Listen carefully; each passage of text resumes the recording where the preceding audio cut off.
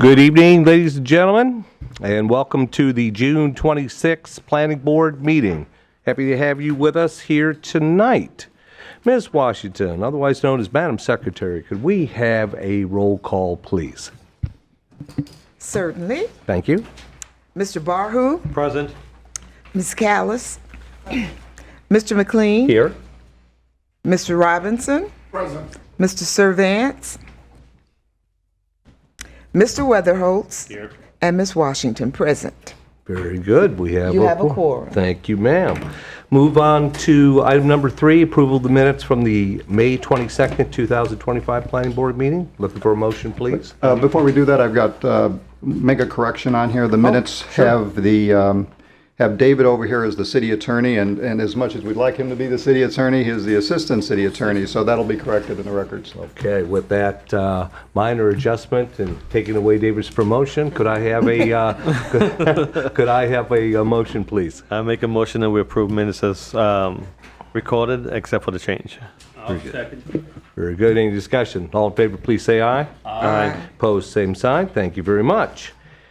Any citizen or citizens that would like to address the board concerning items on the agenda, we ask you to fill out this green comment form. Come to the lectern, please state your name and address for the record. We have a time limit of 3 minutes, but if you can make your point in less than 3 minutes, we won't say no to that. So please keep that in mind. So if we'd move smartly to item 4A. Madam Secretary, please. Sure. Pearl Beach Club Plan Development, General PDG Rezoning, DEV 2024-573, quasi-judicial hearing. Thank you very much. Well done. We hear from staff on this issue, please. Thank you, Dennis Mrozek, Planning Director for the city. This is Dana Lee's item. Dana Lee's not here You're today. pinch hitting? Yeah, Okay. so I'll fill in for her and do the Very good. presentation. Sure. So we have a request by Robert Merrell with Cobb Cole on behalf of Daytona Beach 1299 LLC, the property owner, to rezone approximately 2.2 acres of property from Tourist Accommodations T1 to Plan Development General PDG for the development of a hotel and a restaurant use. Property is located at 1299 South Atlantic Avenue. It's a vacant lot just south of Silver Beach Avenue. The land use of the property is tourist accommodation, and the zoning of the property currently is T1, and as I said, it's a proposed rezoning to a PDG. Here's an aerial view of the property. You'll see the property is vacant. Just north of it is the CDIP Hotel. Just south of it is I believe a timeshare development. Architectural rendering of the proposed hotel. You see the parking garage on the bottom of the building and the units on top of the parking garage. I've got a layout of the site plan. This is also in your planning board packet. The development includes a 24-story hotel with 260 rooms and a restaurant. There is a proposal for a spa event space. The applicant has proposed 308 parking spaces, which does meet land development code requirements for the development. The request to rezone the PD includes the following land development code modifications. The first one being, actually it's going to be the only one, but it's a modification to the side setback from the T1 zoning district, which would require 15 feet plus 6 inches for every foot of height the building is over 35 feet. The proposed height of the hotel would require an 87.5 foot setback. The applicant proposes a range of 25 feet to 60 feet. And I've got a slide for you on the next, a demonstration on the next slide to kind of explain that a little bit. But the next modification is for signage. It's to waive the prohibition for outside advertising for the accessory use for the restaurant for the hotel. You recall at the last planning board meeting, we're doing an LDC text amendment to remove the requirement for the advertising. There's a number of reasons why, but it'll be at the City Commission in July. We anticipate it's going to be approved. So this is not a modification to the code. It is actually something that they're going to be able to do. Excuse me. So as far as the setbacks, So here's the property itself, and it's the vacant property. So I superimposed the layout of the site on the property for you. Give you an outline of the building. That's the footprint of the building right there. So setbacks, which you'll see on the north side, that's a 25-foot setback. On the south side, it ranges from 60 feet where the arrows are, and then because of the configuration of the lot, it tapers down to no less than 25 feet. I know the applicant has a more detailed presentation for you, so with that, I'll give you the recommendation. Staff does find the request to rezone meets the criteria of sections 34D3 and 48B of the Land Development Code. Staff recommends the planning board forward the rezone of the 2.2 acres from tourist accommodation to plan development general to the city commission with a recommendation of approval. Majority vote of the planning board members present and voting is required to recommend approval to the city commission. And we expect this item to be at the city commission for first reading on August 6th and for second reading on August 20th. And that concludes staff's presentation. Thank you very much. Any questions for Dennis? Dennis, just real Barber, quick, was please. this not the project we spoke about for the height of the building? When we Should- talked about the stories, the number of stories? Yeah, it's 24 stories. I think the height of the building is 285 feet. Any height of the building is going to require FAA approval Right. as well. So Correct. when we go through the site plan process, we're going to have that as part of the approval. Okay. Anything else for Dennis? Seeing none, that's the applicant. Please come up. Rob, good evening. How are you? Chairman, Rob Merrell, for the record, Cobb Cole, 1 Daytona Boulevard. I'll start by welcoming the newest member. We got a chance to say hello, and in talking with her, I thanked her, and I thank you guys, because you guys don't get paid for this, and we do. So I thank you for being here and volunteering. You know, Dennis, of course, doing the presentation, he always does a great job. So you guys have all the information in your packet.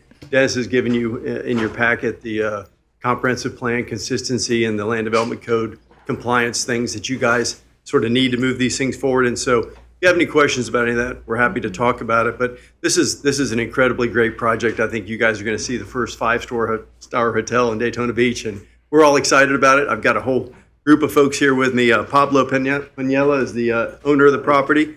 Matthew Picard is here, and he's going to probably steal most of the show by showing you the project.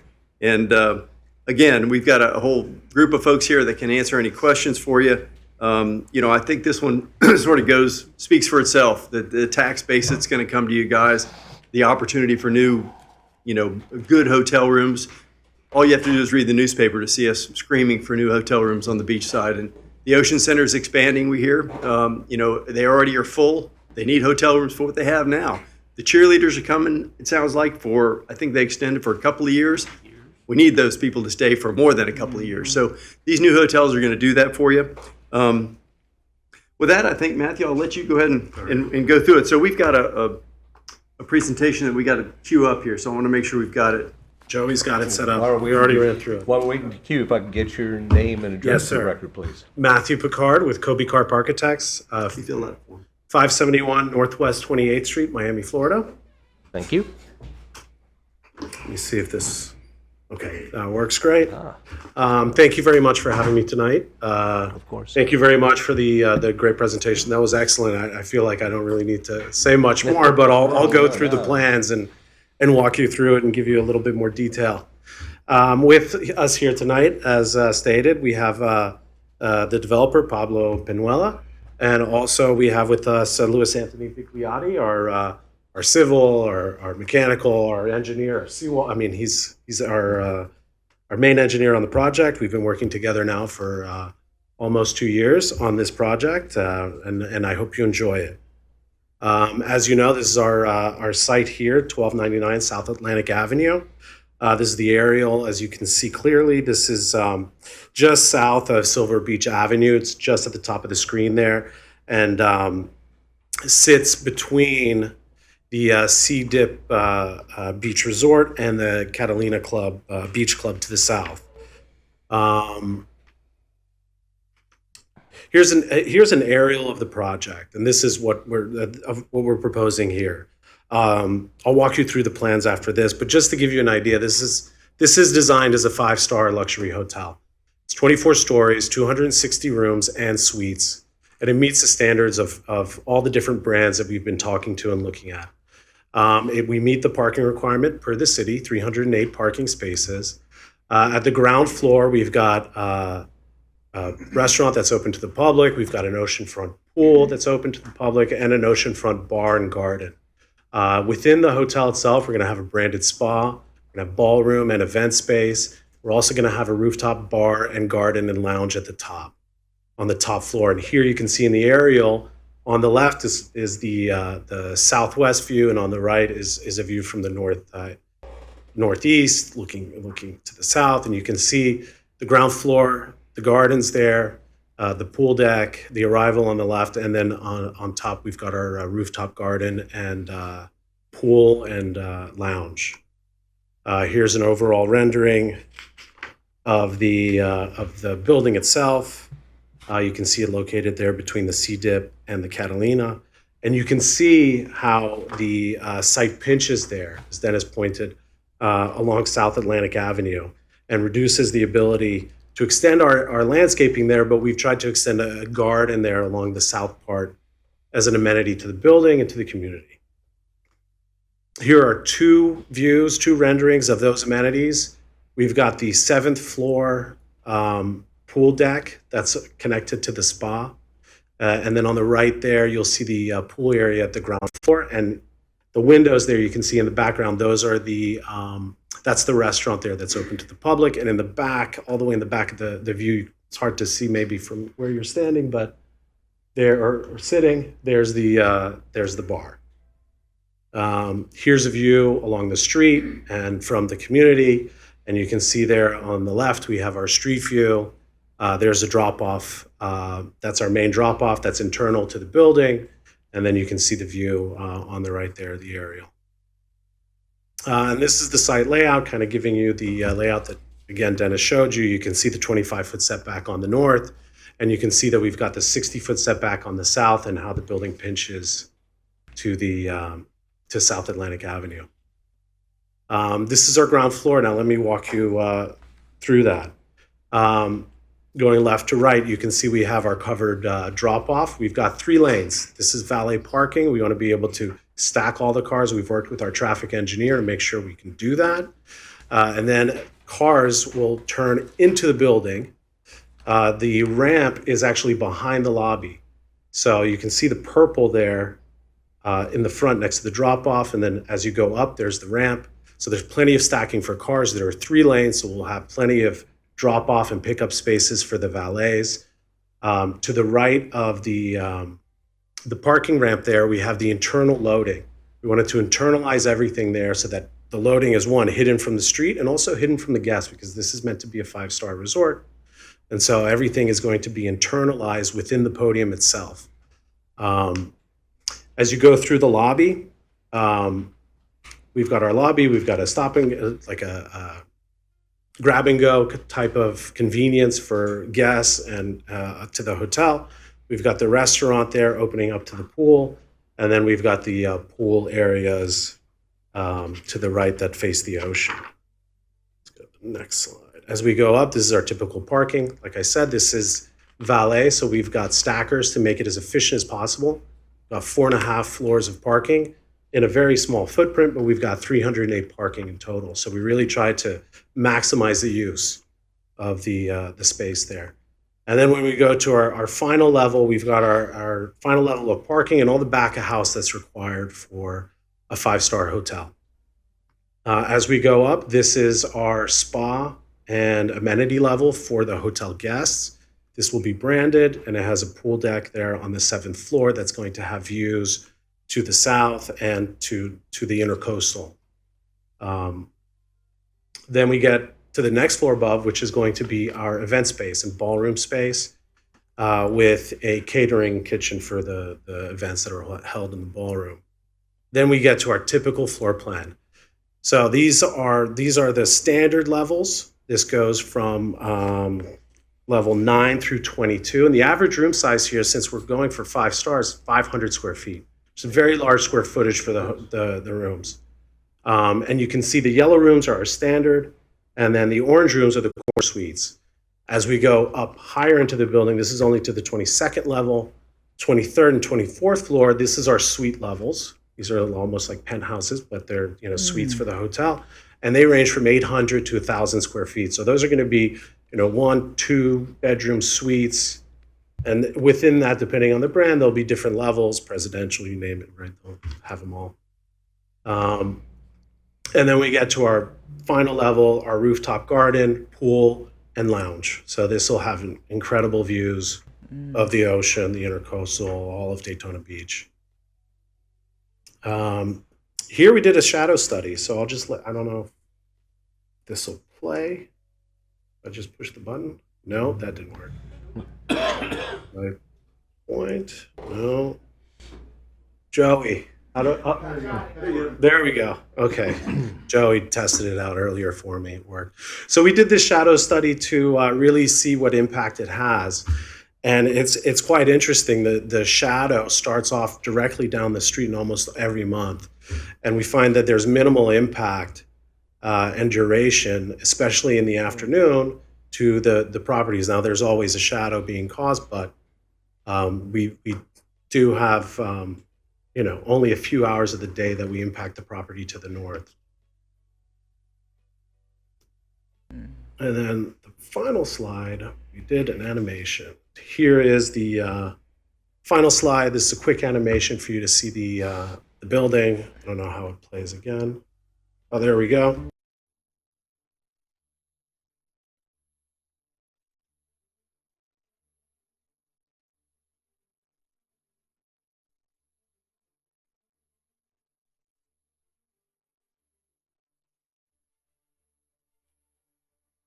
The building. It is, yeah. Complete with violins. Very nice.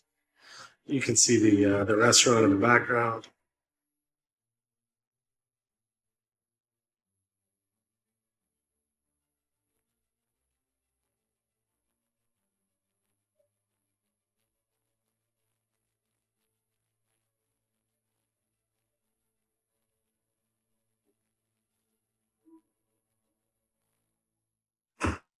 Thank you very much.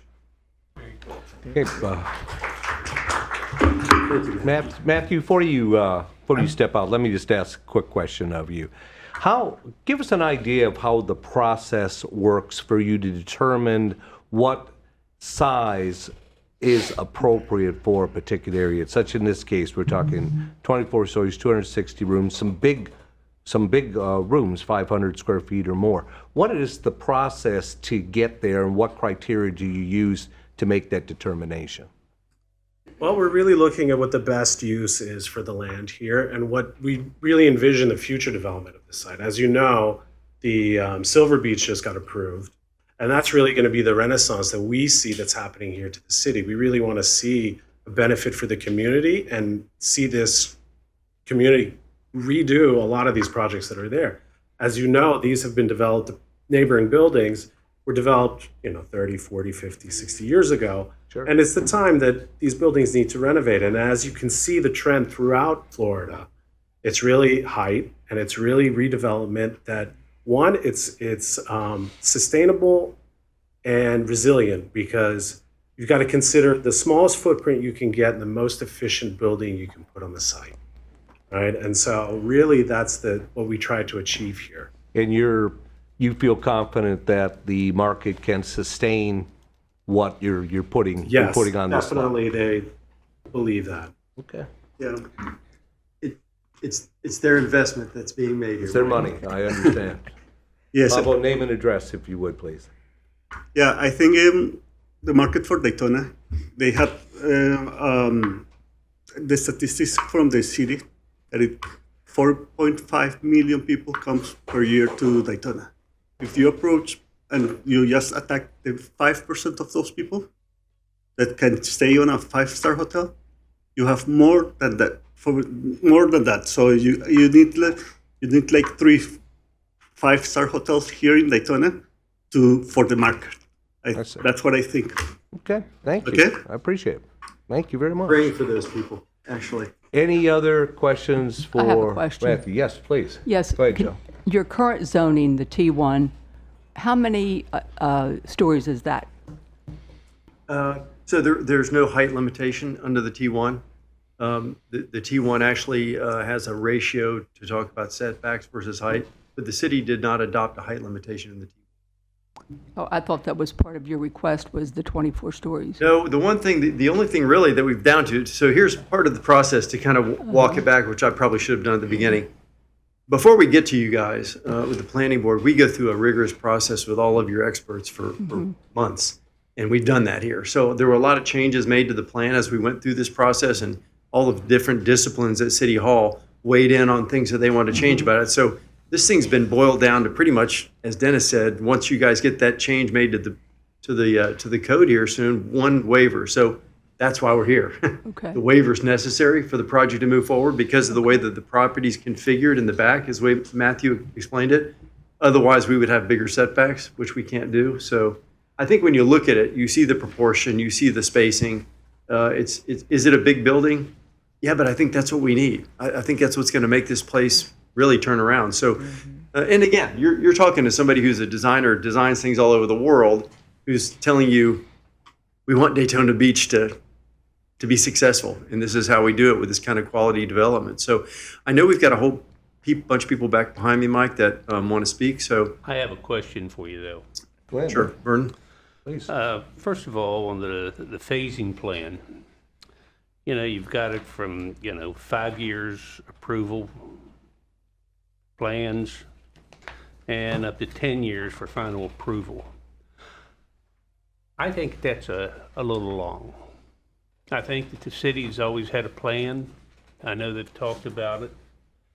I'd like to see the city reduce that somewhat. I know, for the planning design, going through the phases of the plans, going through the building code, one of the biggest things is financing normally. It takes a period of time, but I think 5 years is a little too long. We have a lot of people in Daytona over the years that's come in and, 5 years, nothing's done. Just sits there for 5 years. I'd like to see a little movement of some type, before 3 years or before 3 years, and definitely the final, way before 10 years. I know it's going to take time to build it. I'm all for your hotel.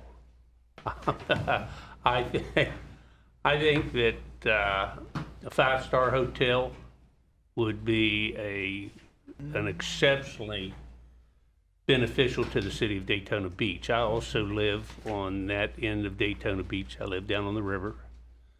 And I think this would be a great improvement. I have one question. They have a temporary factory fabricated transportation building. That's, their I think that's a sales. duration for 24 months. I think it's a sales center, Vernon. A sales center. That's what I was kind of wondering what that was going to be, whether. It's pretty typical. Okay. That's one of the few questions that I really have. Yeah, so you raise an interesting and valid point about the timeline of these things. And what's interesting is we're at a zoning stage here, right? We still have to go through site plan approval, and a lot of the important details about that take some time. But more importantly, what you don't want to have happen is if there's any delay, whether it's state regulations or market considerations, and then we have to come back through this thing again in 5 years and 3 years. That's been happening. I've been doing this almost 40 years in Daytona Beach, and we have recycled so many PDs that ran out of time that my proposal, and Dennis is cringing, but my proposal is just make them permanent. That's the PD. If you want to do something different, come back and change it. If you want to do that, do it. Do it whenever you find the time or the market to do it. But again, that's for a different conversation. But I hear you. I think that I'll let you guys speak to it, but I think that the idea is we're ready to go. We want to move with this thing. So Pablo, if you want to talk about your timeline, I think that's as Pablo, important as before anything. you step in, Dennis, let me ask you a question. Is this time frame somewhat typical for a entity of this magnitude, size, amenities, 5-star, all these good things? Is this pretty typical? And Yeah. Going it- from a historic standpoint? Yeah, this would be typical for something like this size development. And Rob raises a good point. The site plan on something like this would take a while for us to get through that process, and the site plan would require coming back to the planning board for approval again. So, and I understand Bird's point, and we were talking about sometimes compressing the kind of those deadlines on these PDs. But I will remind you that this is a T1 zoning district, and there is no time limit on a T1 zoning district, so it can sit vacant in T1 forever. So they've got a plan over here with the PD. 5 years, we looked at that, we thought it was a reasonable time to be able to go through the process and to get their construction permits is really what they're looking for. That's the deadline. The construction permits and everything in Daytona, I think if you really want something to be built of this magnitude and of this cost, I think the city could, I think they could expedite a little bit. Thank you. I mean, let's This face is it. being recorded, Vernon. It's no problem. Thank you. I think that, if we really wanted it, I think it's going to be a great asset to the city. Something that's not going to sit around. We've got all of this vacant land over on the beach side. I know a lot of people do not want more building on the beach side. They want open airs, beach side, and I understand their point of view, but we have a limited amount here. It's probably some of the least expensive property, beachfront property in the world. I know you're from Miami. I lived in the Keys and worked in Miami. So I know what's there and what the cost is. And to get something of this size, Dennis, I mean, and I'm planning on talking to the commissioners about it, every one of the commissioners, and to see something like this can be done and expedited. Well, let's keep in mind, and Vice Chairman makes a good point, but let's keep in mind, much like the 3 minutes or less we ask people to talk, this is 5 years or less. We certainly won't have a problem if it gets done prior to that. So let's just not assume we're going to run out the clock, that hopefully, from what we're being told and the enthusiasm you folks are showing, the applicant is showing, I'm sure you're going to want to complete it properly and professionally as soon as humanly possible. You'll see a And that planning may board be under application soon, once this is done. Great. Absolutely. You guys will see this again very soon, we hope. You have anything else? Mr. Robinson? Mr. Chair, I'm very impressed with you, with the product. I have a couple of questions though. Your 5-star hotel or resort is sitting between the Sea Dip and Catalina? the Catalina. Are you going to work with those two hotels collaboratively to improve their site so that your site don't look like a needle sticking out? What are you planning on doing with that? You know how they say all boats rise with the tide? Yeah. Rising I think it's kind of intuitive that something like this, that these guys are going to spend in the, I don't know, you can, if you want to throw numbers out, a lot of millions of dollars. I think it's going to make everything better, including the immediate neighbors. Now, of course, part of the conversation when you're building a building like this is being respectful of the neighbors' buildings and making sure that what you do is not going to affect them. So Anthony's here if you have questions about the construction part of this, but I think we are absolutely focused on making sure those buildings on either side of us are not affected by our construction. Well, but not about the construction. I'm talking about the overall beauty. If you have a 5-star hotel sitting, it's like you have a mansion sitting between two huts. I would think that you would want to work collaboratively with those two hotels that sit in there. Actually, one of the representatives of Catalina Resort is here. He's my neighbor, and I have been working with him. Okay. And actually, he's doing all his construction, and I lend my site to do the construction. And so he's improving his hotel, and for sure, if we have some overflow, we're going to use them. And what I think about our community is that all of us, we have to work together. If you enhance those neighbors' Yes. product, Yep. yours is going to rise way, way up above, and it would be much more of a community effort, and that would make that area. Your product is going to improve the area a lot, and it's going to grow. So I'm glad that you're doing that. My other question has to do with the beach access. Do you plan on, when the Hard Rock came in and they took about 400 feet of beach driving access from the public? Are you planning on doing that? We're not, Okay. absolutely not. And you may notice I think they've got improvements scheduled or already starting on the beach approach. It's not far from us, Okay. Silver Beach. So okay, that's good. Yep. You got my vote on that. I remember the last time we were here on this item, there were a lot of neighbors and a lot of discussion.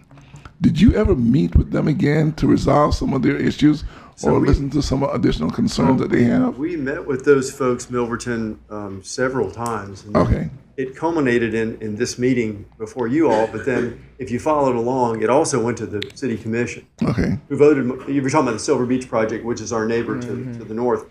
And there was a lot of discussion. I think some of the business folks that are here tonight were there at the city commission and spoke about, the desire to have quality hotels on the beachfront here. And so I think some of them will speak to that. But yeah, we had a lot of conversation and we continue to. So Okay.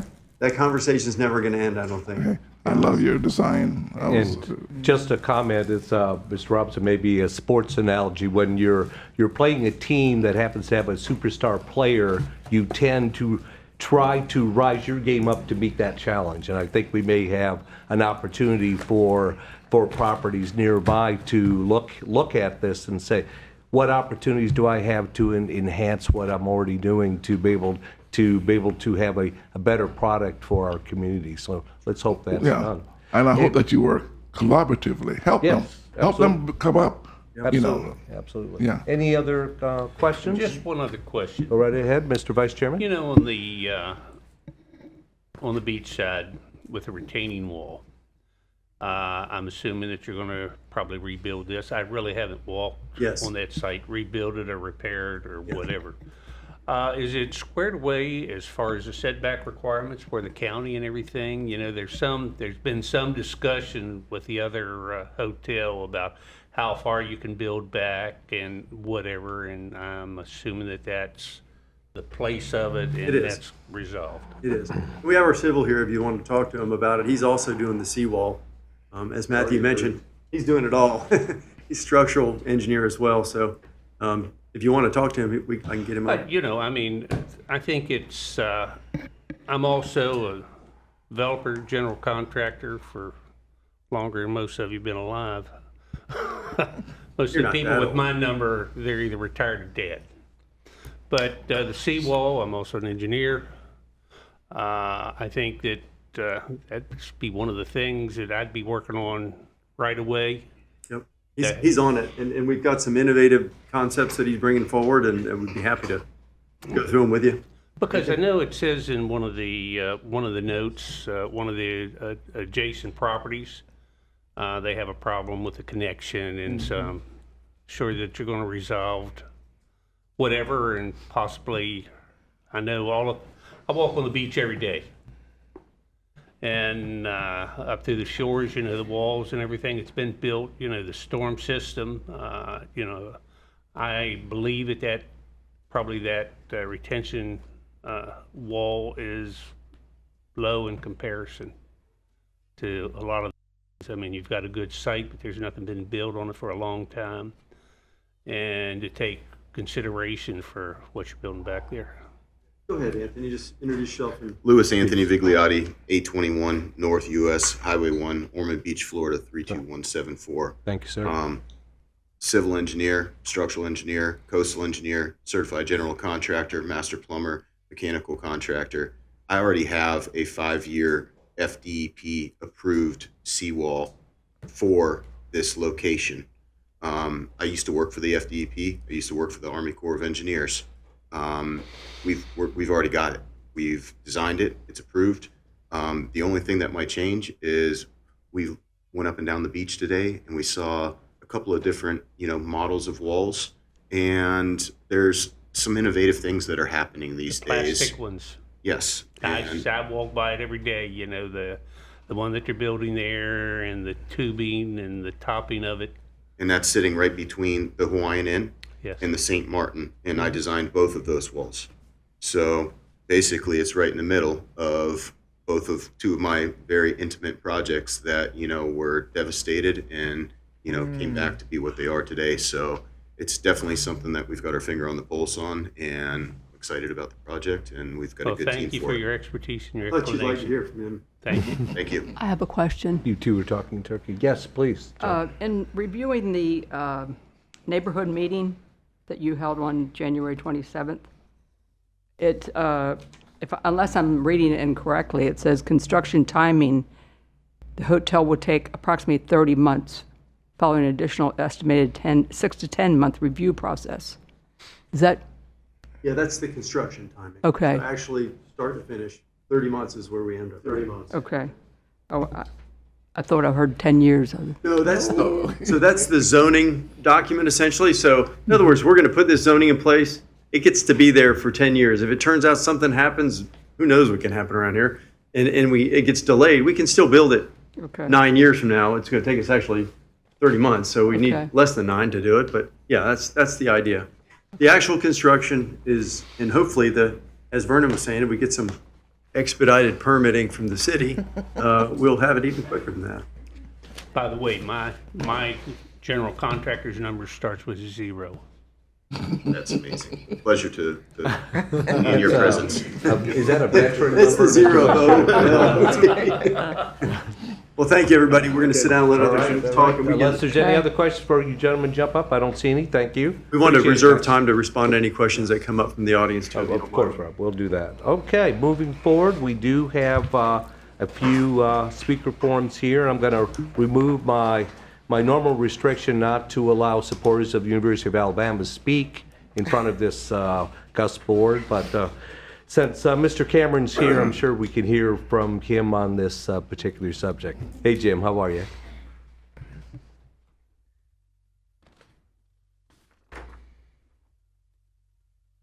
Thank you all kindly. I'm Jim Cameron, Jim Cameron Consulting, 335 Bucknell, Daytona. One of the things I'm excited about this project is that we have 2 schools of hospitality management, Bethune-Cookman University and Daytona State College. And what they train for is for an operation like what we're talking about here. And I say that in the context of, I've got nothing against Waffle House or Denny's or anything like that. I mean, but I think when those students go to train at these type schools, they're going to want to cook the type food that these places are going to serve. I'm talking gourmet type foods or whatever. And that's the thing I'm really excited about. I mean, we've got several 4-star hotels here. This will be a 5-star. It's going to mean competition. And everybody all up and down that beachside is one way or another. They're going to have to up their game. They're going to have to up their game. So it's going to mean stiff competition, which is fine. But I think it's going to mean, increased business for the overall area. So that's why I'm supporting. Thank you. Thank you, Jim. Next, and I apologize, I'm a lousy reader. Dee Dee Mayer Snyder? Did I get anywhere close? I apologize. Okay, thank you. Hi, it's wonderful to stand before you today. I'm Dee Dee Snyder, and I live on South Peninsula, right there at Seabreeze, and so this is my backyard. This is where I live. I'm originally from Australia. I moved here 6 years ago, and I find Daytona to be an incredible melting pot of people. I love it so much that my kids are in school here, and this is what we call home. But one of the things that I don't like to do, which we love to do in Australia, is walk around.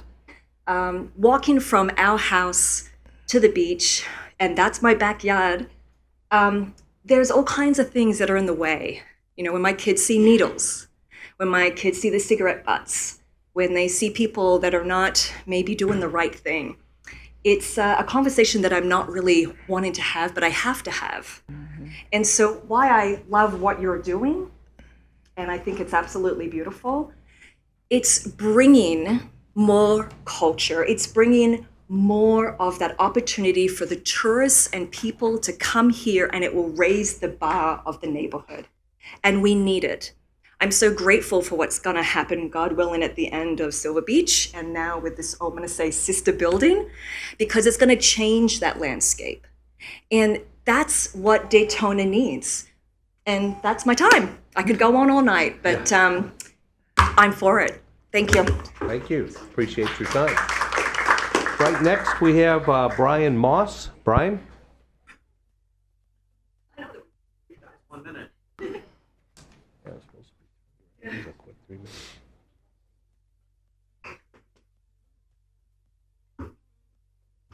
My name's name and address, if you would, Brian. My name is Brian Moss, 1303 South Atlantic. Thank you. I'm right adjacent to the property. I'm at Catalina Beach Club, and we're for the project because we see what the possibilities are for our little timeshare there. We're putting roughly $8.5 million in it right now in a 2-year project.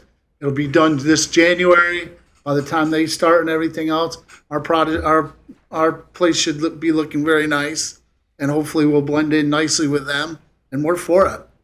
So the people at the South are for it. So thank you. Fantastic. Congrats on your project. And we work very well with Pablo too. He's let me use his property while we're building. Okay. Thanks, Pablo. Very good. Thank you, Brian. Next, John Mickelson. John, where are you? There you are. I can't see you from here, sir. There you go.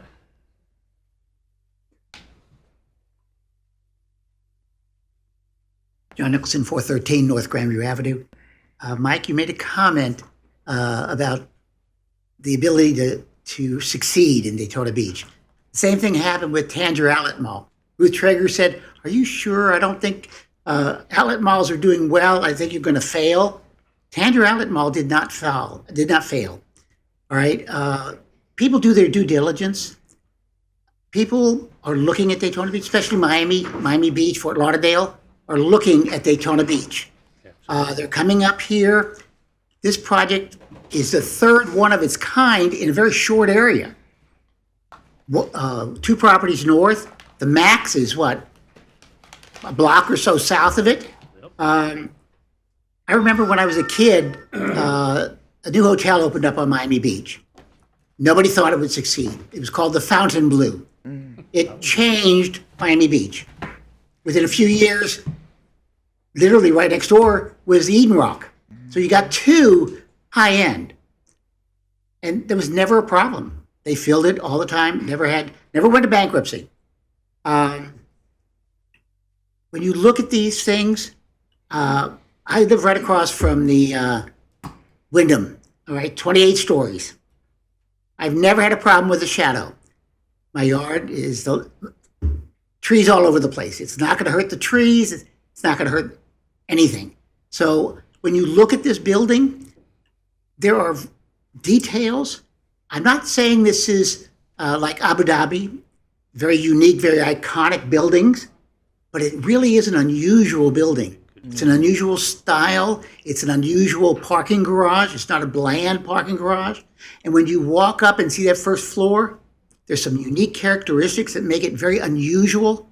I think it's going to be iconic for us.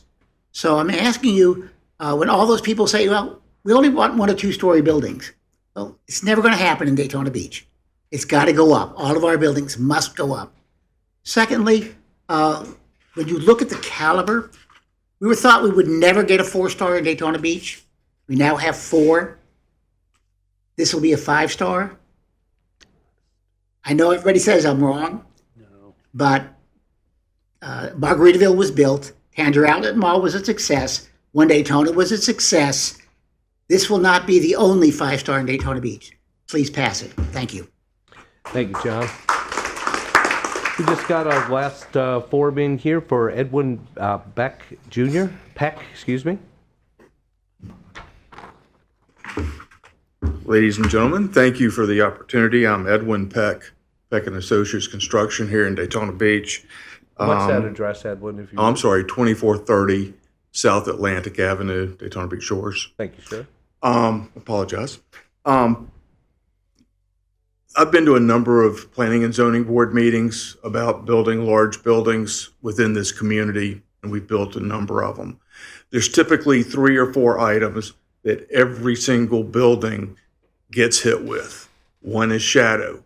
Shadows are only temporary. They come, they go. If it's that big of a deal on the beach, move your chair over 30 feet. Shadows are not an issue. Parking garage being on the street, I've heard that issue time and time again. We built Ocean Walk, 7-story parking garage right on the sidewalk. Phase 2 was an 8-story parking garage right on the sidewalk.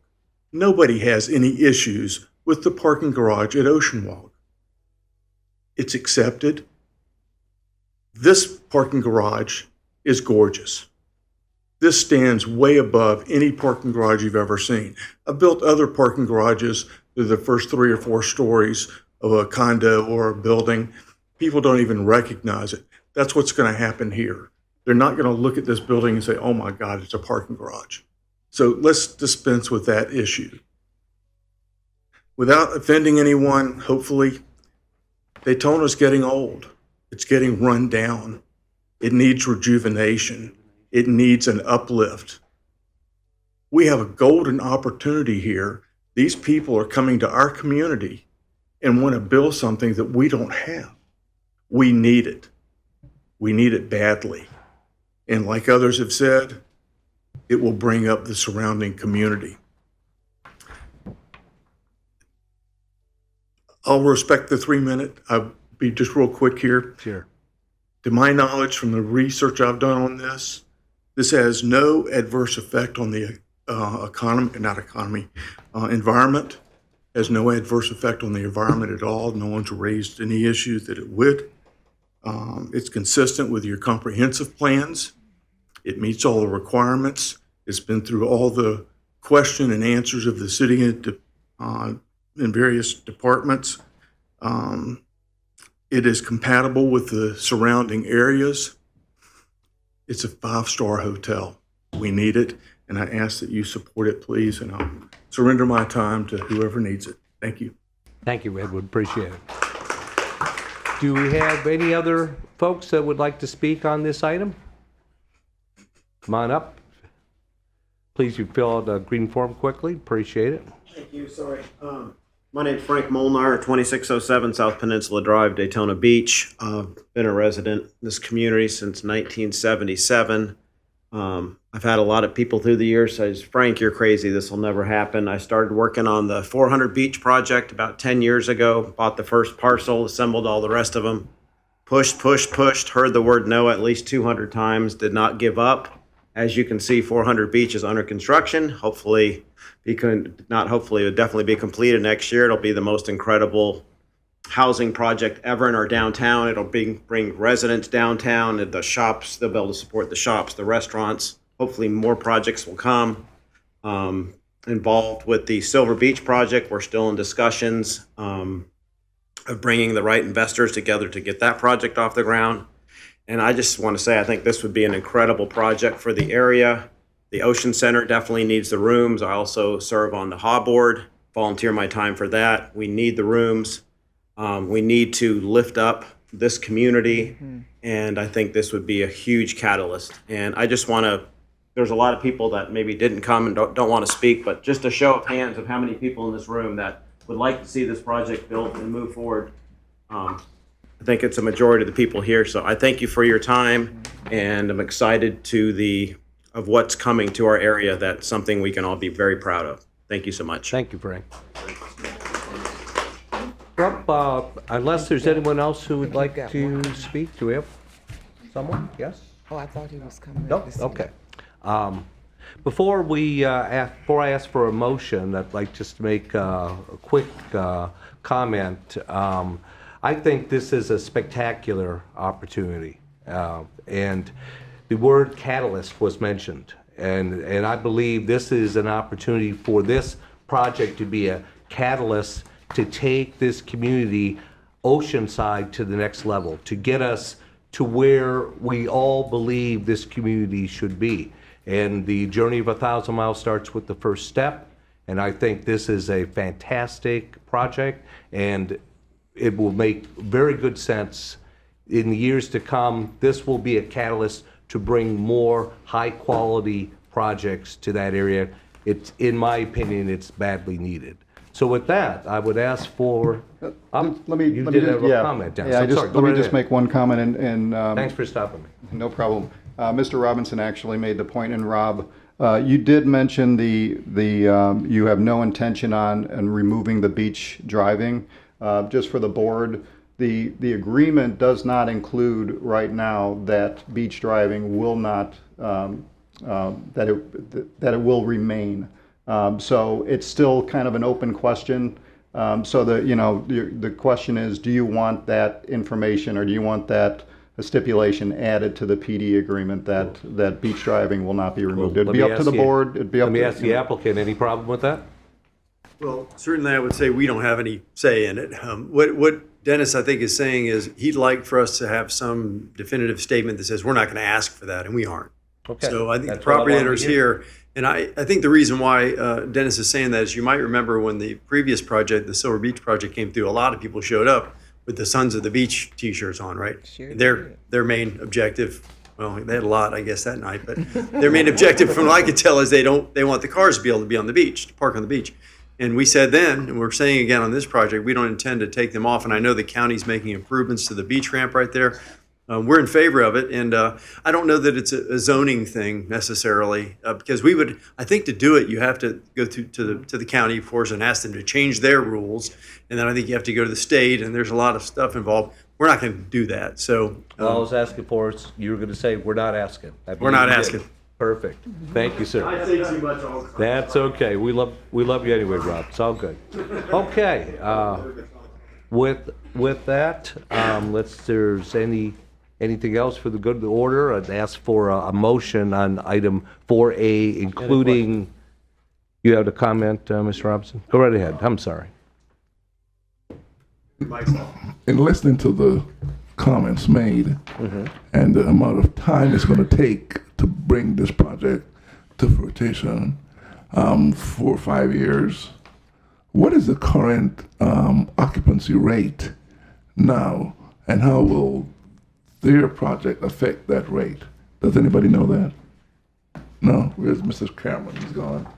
Oh, okay. Or I would suggest that would be perhaps good. we could have a motion, and in discussion, perhaps we could ask that question. We could ask for a best guesstimate and give you a handle on that. If we could, Mr. Robinson, we could first get past the having a motion for this item, if we could, please. Okay. I have a motion for item 4A, and including the information that Dennis shared with us as well. Mr. Barhu, if you don't mind. Okay, I'll make a motion that we approve plan development general rezoning DEV 2024-573, Pearl Beach Club PD, along with the information Dennis shared. Good, thank you, Mr. Vice Chairman. Any discussion? Mr. Robinson, would you like to ask your question on occupancy? Oh. No, you're good? Well, like I had said before, it's going to take, 3, 4, or 5 years before you start construction? No, actually, to get the permits here, we have to go back and plan, like for a year, to get all the engineer plans and everything designed. So we presented to the city. Maybe you are going to take like 6 months or a year. So that's on just on planning and getting the permits approved. It takes 2 years. Okay. And then we plan to build it in 30 months. Actually, in Miami, they built 2 60 stories buildings in 2 years. So I don't think that Alrighty. it's going to be. And do you have the people to build? Excuse me? Do you have the workforce?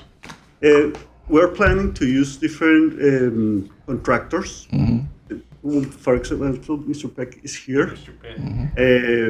We also the Four Seasons in Surfside was built with Cobb Cole, and they brought Coastal Construction that did M Resort. So I think you have people here that can do the work, and that have worked with the city before. And I think we have the workforce here. Very good. Thank you, Pablo. We have a motion, Mr. Barhoud, second by Mr. Weatherhouse. All in favor, please say aye. Aye. Aye. Opposed, same sign. Nay. We have a nay? Did I hear a nay? All right, thank you, Joe. The passed, 5-1? The motion will pass 5-1. Thank you very much. Thank you very much, gentlemen. We appreciate your time. Good luck. All right, moving forward to item 4B, I believe, Dennis, we can maybe take 4B and 4C together. Is that correct? Yeah, we can do the, thank you, do the presentation at the same time. There you go. It's coming. Presentation at the same time and then vote on them separately. Okay, but we'll go through, we'll ask Madam Secretary to read both items now. That'd be fine. Yeah, that'd be great. Madam Secretary, could I ask you to read both 4B and 4C, please? Certainly. Thank you. Item 4B, Florida Logistics Center, Large-Scale Comprehensive Plan Amendment, LSCPA DEV 2024-379 Legislative Hearing.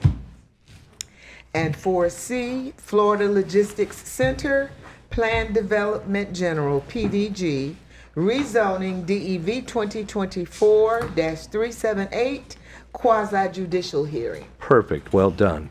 Thank you. We hear from staff. Good evening. Thank you for that. Good evening, Emilio O'Brien, City Planner.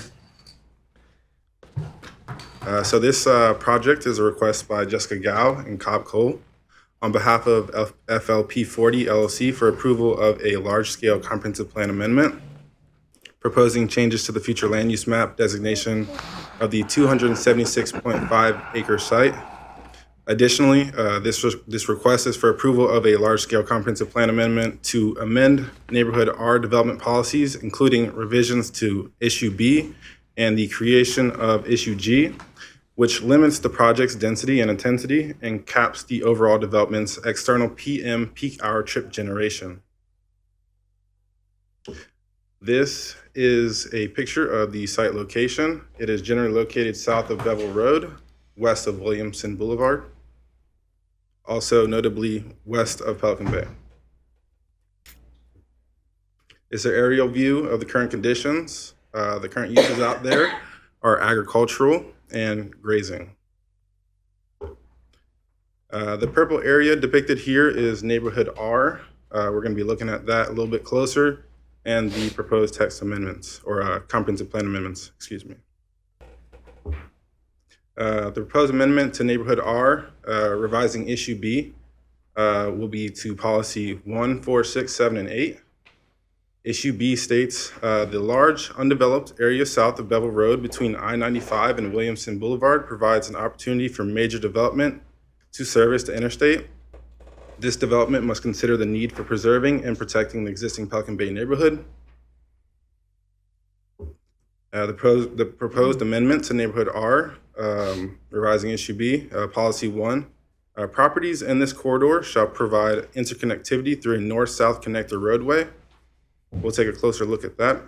Major internal streets located within the Walker's Green development, including both the north-south collector road and east-west roads connecting this road to Williamson Boulevard, shall be subject to significant landscaping on adjacent lots. Parkway design principles, including meandering route, variable medians, and significant median and edge landscaping. They're striking the low monument signage and just leaving it to just monument signage. 5-foot maximum overall height and interesting pavement treatment such as brick pavers.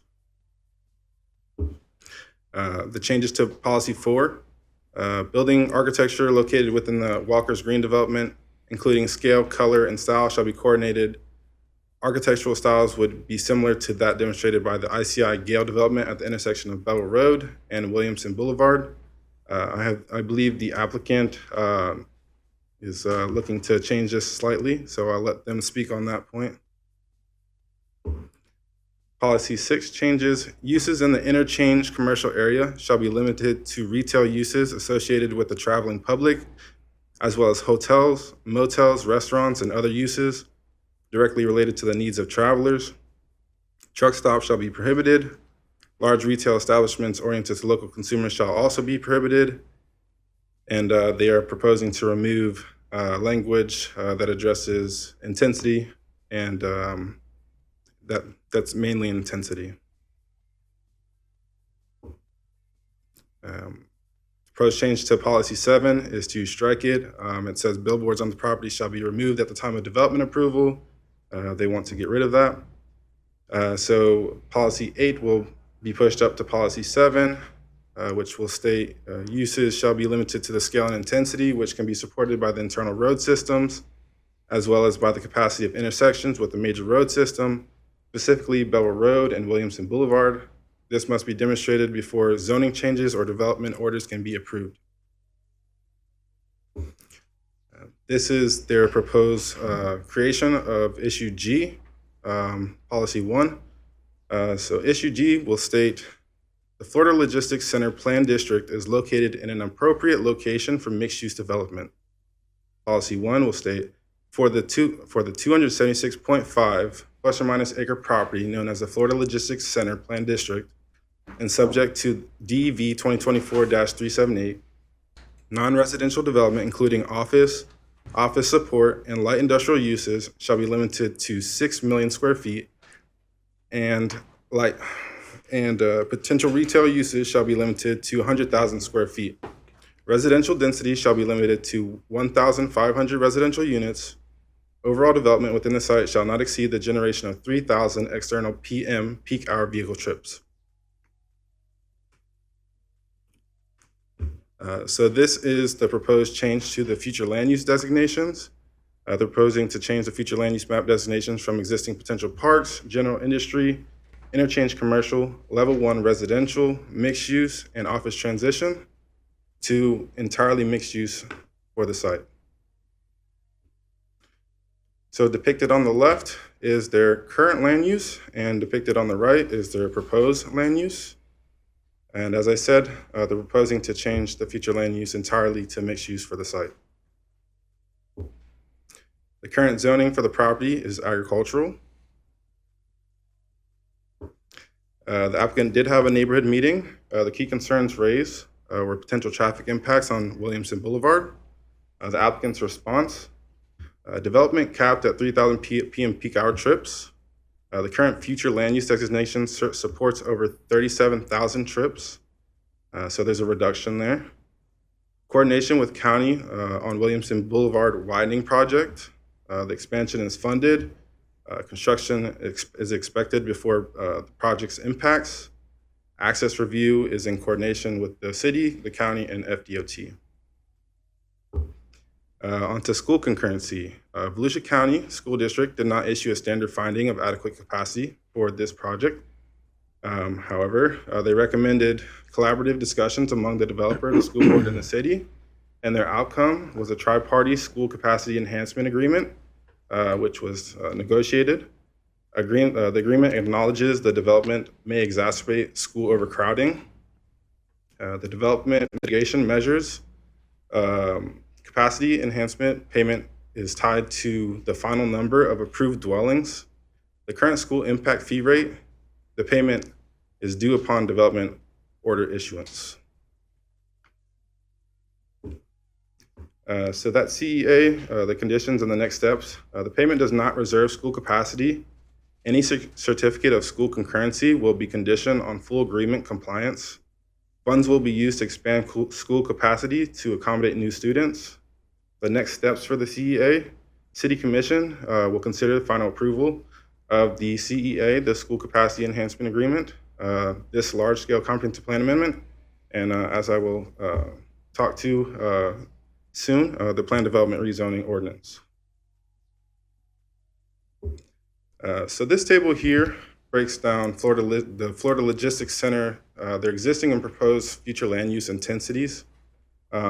So the top part, you have the land use types that are currently on the site. It's interchange commercial, mixed use, office transitional, general industry. And if you look at the total intensity for those four commercial and industrial office transitional uses, it's 8,902,968 square feet of floor area. And for the proposed future land use, the mixed use alone would allow 36,133,020 square feet. However, the applicant is proposing a neighborhood development policy, which will cap the development at 6 million square feet of office industrial and 100,000 square feet of commercial. So there is a reduction there from their current future land use, and also capping it limits them as well. The theoretical impact is 31.48% decrease. So moving on from the intensity, now we're looking at the density that they're proposing, as well as the current conditions. So you have the, again, the interchange commercial, level 1 residential, mixed use, and office transitional. The total for the current future land use allowance is 6,266 units. The proposed future land use with the mixed use is 6,912 units permitted. And the applicant is also, again, putting into their proposed neighborhood development policy cap of 1,500 residential units. In total, the theoretical impact for density is a 76.06% decrease. Impact analysis. So as we look at potable water and wastewater demands, the proposed development would result in a net decrease of 6.82 million gallons daily compared to the maximum allowed under the current future land use. As far as trip generation, as I said, the applicant is proposing in their proposed neighborhood development policy a cap of 3,000 PM peak hour trips, which results in a theoretical net decrease of 34,866 trips compared to the maximum allowed under the current future land use. Staff finds that the large-scale comprehensive plan amendment is consistent with the comprehensive plan, does not represent urban sprawl, and that the city has sufficient capacity to accommodate the projected demand on water and sewer services. Based on staff's analysis and review, staff recommends approval of the proposed future land use map amendment to mixed use for approximately 276.5 acres. Staff also recommends approving the amendments to Neighborhood R, including the creation of Issue G, which limits residential density and commercial and / industrial intensity and caps the overall development's external PM peak hour trip generation at 3,000 vehicle trips. A majority vote of the planning board members present and voting is required to make a recommendation on this policy matter to the City Commission. This item is tentatively scheduled for the first reading and transmittal to the City Commission on August 6, 2025. The second reading and public hearing will be scheduled at the next available City Commission meeting following reviews by the Florida Department of Commerce and the Volusia Growth Management Commission. I don't know what happened there. Point of order, Mr. Chair, I think in this case it might actually make more sense to keep these separate because we do have a representative from an adjacent property owner here that would like to suggest some changes. It's a different proceeding. It's a legislative proceeding here, whereas you're dealing with a quasi-judicial proceeding in the context of the rezoning application. So before Emilio does his presentation on the PD, So I think it makes more sense to keep these separate. Let's deal with 4B, and then we'll go ahead with 4C. Okay, very good. That's what we'll do. Thank you. Thank you, Have any David. questions for staff? Yeah, I have one. Please.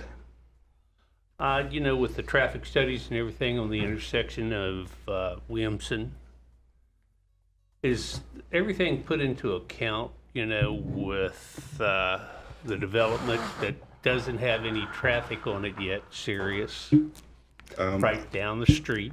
I personally, I'm not a traffic engineer. They did submit a study. The applicant is here. They can speak on that. Well, I'm wondering, is part of Well, I'll tell you, they do add those trips. So anything that got approved, even though it's not on the road, it gets added into those numbers as if it were on the road. So, okay. yeah.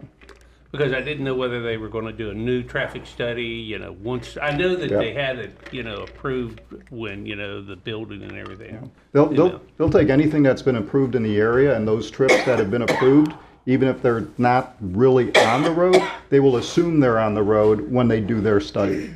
Okay, thank you. Okay, any other questions for Mr. O'Brien on 4B? Joe, please.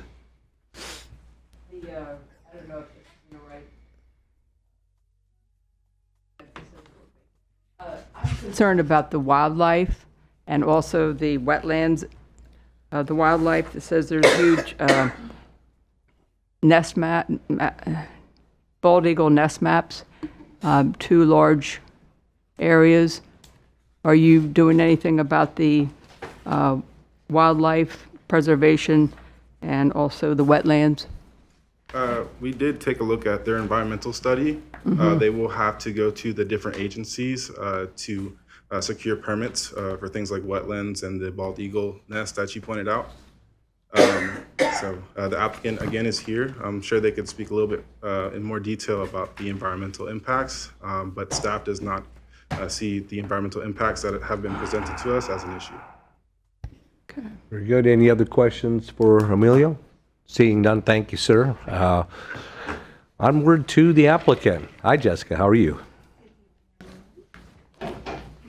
Good evening. For the record, Jessica Gow, Cobb Cole Law Firm, 1 Daytona Boulevard, Daytona Beach, Florida. I will stick with just the comp plan for now. We'll talk more on the PD. But before I dive into some talking points I do want to hit those questions that were just made. Please. So we do have 2 eagle nests on the site. One is getting a lovely lakefront home. We're preserving a giant island around it because it is active. And so it will be on one of our stormwater ponds. That's our conceptual design. The other one is abandoned, hasn't been used in years. So we're working with FWC on review of that. They'll have to confirm, yep, it's abandoned. And then we'll go through that permitting process. In terms of wetlands, I think overall on the site, we've got areas set aside that we think will preserve about 15 acres of kind of the wetland area on site. But we will go through that permitting review as well when we have a detailed site plan. Right now, we just have kind of estimated locations. And there is a map attached to the comp plan showing the wetland areas. Most of this is pasture land. There's cows on it now, a lot of them. Yeah. I have a question for you. Go right ahead. As far as the drainage. Sure.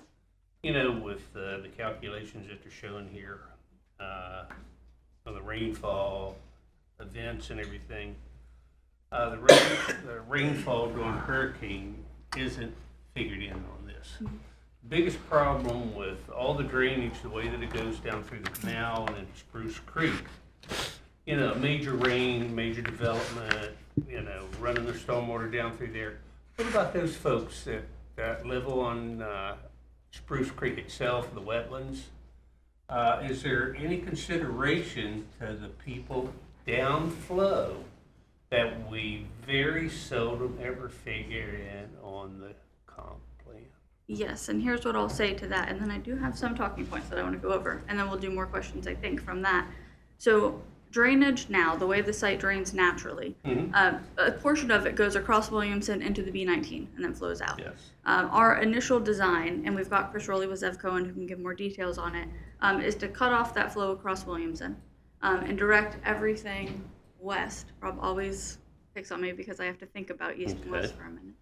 West to the interstate and then to Tomoka River instead. And so that is the plan, to stop that flow across Williamson where it currently goes to the B19 along Pelican Bay and out. So that's the initial concept. Chris can talk about it more, I think, maybe in the PD layout so you can see the ponding. But that's what we've taken into account right now. But let's hit those points that you want to hit, Jessica, Sure. please. So to start, this site has a funky name, right? FL P40. There's a family behind that, and it's the Crossi family. And so if you're familiar with the park system in Port Orange, if you're a fan of Daytona history, you know that they created the corridor that is now Williamson Boulevard in general. So they have been around for a very, very long time, and something that they have always taken very seriously is comprehensive land planning. And so they have property across Belleville Road, State Road 400, along the airport, beside the Karis Industrial Project as well, along with on the other side of the interstate, and a large number of tracks that are currently under review in Port Orange for some design. And when they look at this site, they take it very seriously, and they came to us and said, this is the spot for industrial. We have taken it to the top market analysts, we've taken it to all of our brokers, and they've said this is the #1 spot for industrial in Florida right now. Access. Absolutely. That access on the interchange is key. I think you saw the future land use map where you have a range of interchange commercial and office transition and residential, and it didn't really know what it wanted to be when it grew up, but it knew it wanted to be something. And the math that Amelia went over, I think the FAR calculation that we have in the backup is the precondition is 18.8 million square feet, along with that 6,000 units that were noted. And so when we're looking at the proposal, what I really like about it is it activates this corridor for something we need, that we are cornering the market on. You know, we've got Boeing coming in. We are cementing our place in the Space Triangle, which is awesome for Volusia County and Daytona Beach. But we're doing that while also reducing the development program by 90%. When you look at that precondition of 37,000 PM peak hour trips, we're taking it over 90% down to 3,000. And that's still a number of trips that are going to go in Williamson. And so what we've done is we are far beyond where you currently see when we're standing before you guys for a comp plan and a rezoning, because we have had, at this point, dozens of meetings with Volusia County on that Williamson winding construction. A large part of what this project will do is provide space on site for the stormwater needed for that construction project through joint ponds. And so we are working very closely with them to get the volumes they need. As it was noted in the presentation, that construction's funded. They're at 90% plans right now, but they're doing some redesigns for cost savings on the county side. And we have been working with them kind of in lockstep manner to make sure that that happens. We actually got some calls from residents and from Commissioner Cantu asking if we were clearing. It was not us, it was within the right of way of where they are prepping Williamson for widening. So this is a large site. I know we say this often whenever we have big projects coming in, but it's probably the last 250 plus acre property in Daytona Beach that doesn't have a master plan on it for now. And what we have done is created a program that we think really heavily targets industrial on this site. 6 million square feet is a lot. It's not as much as 18 million, but it's about 2 Amazon facilities, right? And Amazon is on 111 acres. So we are over double that. So we've got the room. And I think that from an economic driver and a job creation standpoint, it's exactly what we want to see. We want to build on that energy of Boeing, Embry-Riddle, the incubator space, everything we've seen. So that is our vision for the site. And I know I talk fast sometimes. Our neighbor to the south reached out to us, the Walker's Green development, and they had a few concerns, some that we'll talk about in the PD context on changes that we've pulled in, but a few that relate to the neighborhood policies.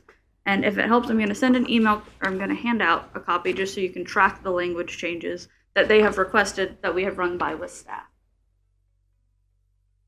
Thank you. I'm going to use one for myself. Oh, we're going. Go ahead. I'm listening. I'll give it back to you once it's done. So as that makes the way around, one of the changes we made was clarifying the internal street layout. We call out Walker's Green. Now I think you'll hear from the counsel for the adjacent owner, Corey's here, that calling out a specific development in the comp plan isn't necessarily the best approach. We agree. We think there's a different way to do it. And so you'll see that language change that says instead of saying the Walker's Green development, we say located within single family and townhome developments. It captures any project that comes down the road if there are name changes or anything like that. They have also requested that we remove the requirement for the north-south connector roadway. We can see where there's some concerns with industrial integrating with single-family residential. We do have the design for the north-south connector in the backup, and my understanding is that planning staff would like to see that remain. So that is a discussion point. And then the last is the policy 4 that you see there, where it talks about matching the ICI Gale development. When this was originally adopted in 2009, our scenic thoroughfare overlay standards for design criteria didn't exist. And so the way to match, quality and caliber of design was they try to match this project over here.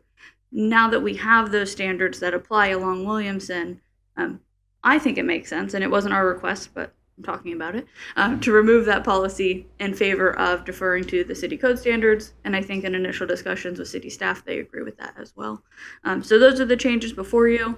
Again, these were not requested by our team, but we are in support of them if you guys want to support it as well. And I think we'll hear from Corey on that in public comment. You were good. As it relates to the comp plan, I think that I've gone over that, except to note that on traffic, one of the comp plan policies that exist is that any development on this corridor has to do an access management plan. We have done that. It has identified some improvements that are required at build out of this site and along the way. So that is a part of the backup and includes some typical things you'd expect, the widening of Williamson that's already contemplated, some turn lanes, signal installation in certain locations, and some optimization of current signal timing. So we already have all of that, which is fantastic for that 3,000 PM peak hour trip generation, and they're already working on design. So we're ahead of the game there, which is great, and we're going to share it with the county as we go. So with that, questions on the comp plan piece? Any questions? I have a question, and I don't know if it's to do with the comp plan, but just for Yes, go ahead, clarification, this letter from the Volusia County School Board, are they saying that this would put an undue impact on the ability to have that many students? Is that what? So the school board in their initial review said our schools in this area are already having some capacity issues. So what we have done is that we said, got it, how do we fix it? And so we reached out to them, and I will note we've got some residential included in this program. It's kind of unlikely that that will develop on this site. Our marketing and our vision is a world-class industrial facility, but it is currently mixed use. They didn't want to give up that whole entitlement. You saw a great reduction there. So we said, if residential develops on this site, how do we address those concerns? School board staff created a mitigation agreement for the capacity of the school. That has already been reviewed and approved by the school board members at a public hearing. And so they have that in place. It is a tri-party agreement, so the city commission also would have to review that and sign off. But in most cases here, we defer to the school board on their needs. Yes, Mr. Robinson, please. Miss Jessica, I'm very impressed with your packet, Mr. Dennis. Staff did a good job. My question or my concern is, down in, you're going to have a residential piece to this, to this massive development near the airport. In New Smyrna Beach, currently, the folks who are living near the airport is in rebellion against the noise and the lights and the lights and all the other stuff. What is your plan in that area if it comes up? So one, I will say, again, I'll note, well, we are preserving it, so I will answer the question. We are not marketing the site for residential. Okay. So it's a limited chance that that happens. But we have run into this issue most recently in a project we have in the city of Sanford. The Sanford Airport has an apartment project going up right beside it.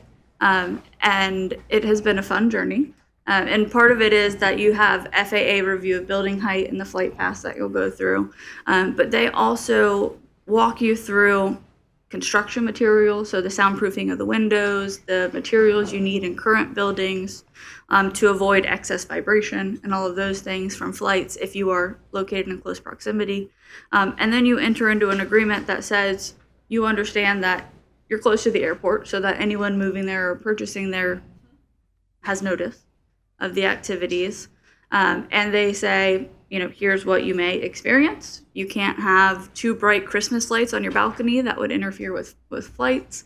And so there is a very detailed process they go through if that were to occur. But I think it is a real consideration on multifamily in this corridor and how it interacts with the flight paths. I don't know that we've looked at a flight path map because we don't have designs on residential currently. But we'd have to take a look at how those planes come in and how it operates on the site. Thank you. Anything else for Jessica at this time? It believes not. Thank you. Thank you. Okay, moving forward to speakers. Corey, we asked you to come up and let's talk about this, some changes that you want to make. Let me ask you for you, once you give us your name and address, I'd like to ask, why are we looking at this at the 11th hour? If you'd explain that before we get involved with everything else. Name and address, please. For the record, my name is Corey Brown with Storch Law Firm, 420 South Nova Road, Daytona Beach. It's a good question. I I think that this kind of came up at the last minute. I didn't realize that it was going on, and didn't really speak to our client about it until earlier this week. So we've been kind of scrambling. But I'd like to thank Jessica and Dennis for helping us kind of get somewhere where I think we actually have a pretty good understanding of some tweaks to what we initially proposed and what they're proposing. That I think it makes everybody happy and lets us move forward. So, one of the things, Jessica provided some documents to you. One of the things we were looking for was, that the architectural standards provision being removed, and Dennis and Jessica have agreed with that. The other thing was with regard to this road connection.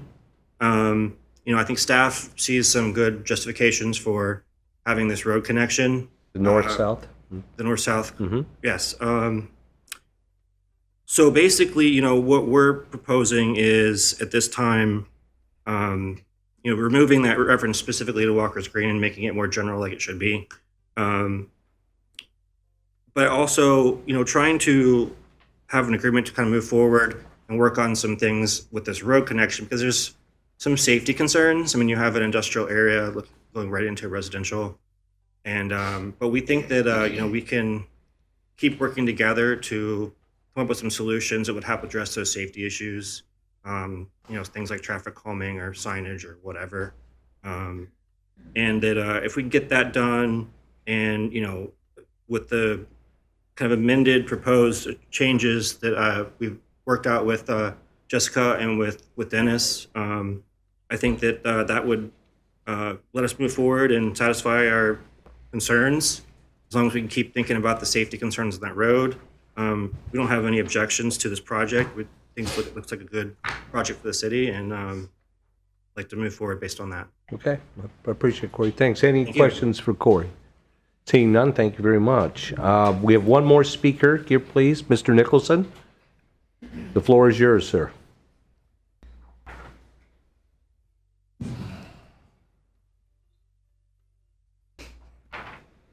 John Nicholson, 413 North Granbury Avenue. The first thing that lit up was the billboard. The county just did that last month with the billboard thing, and it lasted like an hour and a half for discussion. And some of you don't even remember Lady Bird and her push to get billboards gone. Here's an opportunity to get rid of it, and now you're just saying, oh, well, we don't want to get rid of it. Could you give us an explanation why it's not going to be, it's going to stay? Secondly, we absolutely need industrial land. I was at a economic board meeting 2 months ago, and they were lamenting that we don't have enough industrial land. So if this goes industrial, it would be perfect. School board wise, if there are going to be children there, there really isn't an issue. Talked to the principal at Campbell years ago, because of several reasons, and busing in the whole 9 yards, they are under capacity. And the problem when you get under capacity is there are not enough students to offer all the programs that you would like to offer. So they end up with having less than they would in a normal school. So if by chance there are kids here, it'd be perfect for that. And secondly, Torrey T. Small was just rebuilt, and they have capacity. So if by any chance residents come to this area, it's not going to be a problem. But hopefully we will get the industrial. With Amazon, that huge building, there's a possibility that they have their own airline. And if they choose to use our airport, it would be a fantastic boon to the airport and to the city as a whole. So if this goes anything near that, we're gravy. So I'm asking you to approve it. Thank you. Thank you, John. Very brief responses, Joe. Just for you guys. For the record, again, Jessica Gow, Cobb Cole Law Firm, 1 Daytona Beach, Florida. 1 Daytona Boulevard, Daytona Beach, Florida. That's a tongue twister. First, as it relates to Walker's Green reaching out, I do want to note that I talked to the owner as well as Corey, and there is a partnership on that property, and their mailing address is in Texas. And so when they get mail notice of those hearings, they go to Texas. He has to check his mail and tell the local team. So we are happy to work with them past this meeting as well, but that is why the 11th hour. Okay. As explained to me. As it relates to the north-south collector, if it does move forward, I just want to note, and we'll work with Corey and staff on this, I think we can easily say we can work on, no truck signage or anything like that, because we don't want heavy vehicles moving that way towards the residential.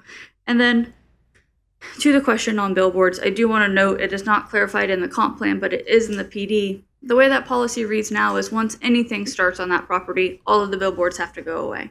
What we've done is add language that says the billboards can remain as non-conforming signs. And so they're treated the same way as if they get destroyed 50% or more, they're gone forever. It's just a timing mechanism. Thank you. Okay, thank you. Appreciate it, Jessica. Thank you. Dennis, question for you. Now, looking at what Jessica was kind enough to share with us, if I'm reading this right, we are, meaning planning, are comfortable with these changes except for keeping the north-south collector road. Is that correct? That's correct. So you see policy one as it's written, we're acceptable to that with the exception of the north-south collector road. We want to keep that language in this policy. And as far as policy number 4, we would suggest just striking the entire policy and relying on our land development code and the PD agreements for architectural design standards. All right, so in making this motion, if we said with applicant and staff required revisions, would we be hitting the mark? Okay. Yeah. Did you hear that, Mr. Bahu? Heard it. Applicant and staff requested revisions. Not that I'm putting any pressure on you at all. With that, we'll need a motion, please, on item 4B. Yes, I make a motion to approve large-scale comprehensive plan DEP 2024-379 Florida Logistics Center LSCPA with applicant and staff required revisions. Great job, Mr. Bahu. Do we have a second? Second. Thank you. Any discussion? All in favor? Oh, yes, please. I'm sorry. On page 4 of 10. Page 4 of 10. Policy 6 and 7 in red. Are we eliminating that from that means, are we talking about the connector that you were just mentioning? What about the billboards? On page 4 of 10, page 113 of 292. Page 4 of 10. Yeah. I'll let Dennis handle that one. I'm sorry, can you, Mr. Robinson, can you repeat your question again? It's in red and it's lined through. Is that what we were just talking about? The issue G is the policy one. That's a new issue and a new policy that's going to be added to the neighborhood policies, and we want this language to be in here. This is going to be their cap on their development they can have on there, and we want to make sure we have this in that neighborhood. And number 7? Well, number 7, that's just a renumbering of the policies, and we'll do that because we're probably, if you make that recommendation to remove the number 4, those numbers all start to change too, so we'll make those changes as well. Thank you. Thanks. Very good. Any other discussion? All in favor, please say aye. Aye. Opposed, same sign. We have Nate. Motion passes 5-1. Thank you very much. Moving on to item 4C. We've already had it read, so Mr. Emilio, it's all yours, my friend. I have 2 pointers up here now, so I got to figure out which one it is. Well, there you go. Take your time. All right, item 4C, rezoning to plan development general, PDG, Florida Logistics Center, PD, DEV 2024-378, quasi judicial hearing. This is a request again by Jessica Gow and Cobb Cole on behalf of FL P40 LLC for approval to rezone a 276.5 plus or minus acre site from agricultural to planned development general to accommodate regional industrial park and associated mixed-use development. This is the same site we just looked at. This is the location, generally located south of Bell Road, west of Williamson Boulevard. This the aerial view, current conditions, agricultural and grazing currently. Some details about the project. The applicant is requesting approval of a concurrent large-scale comprehensive plan amendment that we just discussed to change the entire site's future land use to mixed use. The project is to limit traffic impacts to no more than 3,000 external PM peak hour vehicle trips, as we just discussed. And again, the capping, 6 million square feet of office and light industrial uses and 100,000 square feet of retail space. It's a net decrease of 31.48% on the intensity. They're also capping the residential units to 1,500. It's approximately a 76.06 decrease in density. Approval of this PD rezoning is contingent upon approval of the large-scale comprehensive plan amendment that we just discussed. This is the current and proposed future land use that we also just discussed. They're changing the future land use to entirely mixed use. This is the current zoning and the proposed zoning. Current zoning is agricultural. The agricultural district may be used as a holding zone for lands that may be suitable for urban development in the future. Just wanted to note that. And they are proposing to change the zoning to PDG, which is Plan Development General. This is the proposed PD plan.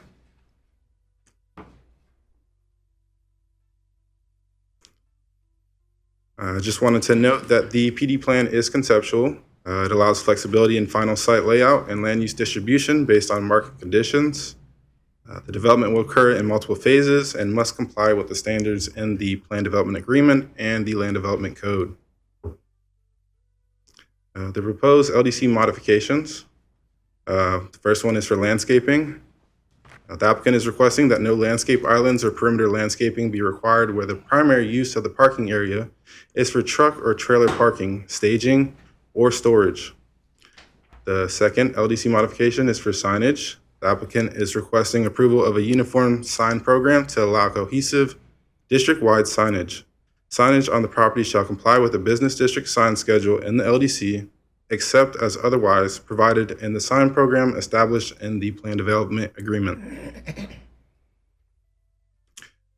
Signage. Signage will follow a customized program allowing for monument, wall, project identification, and electronic display signs.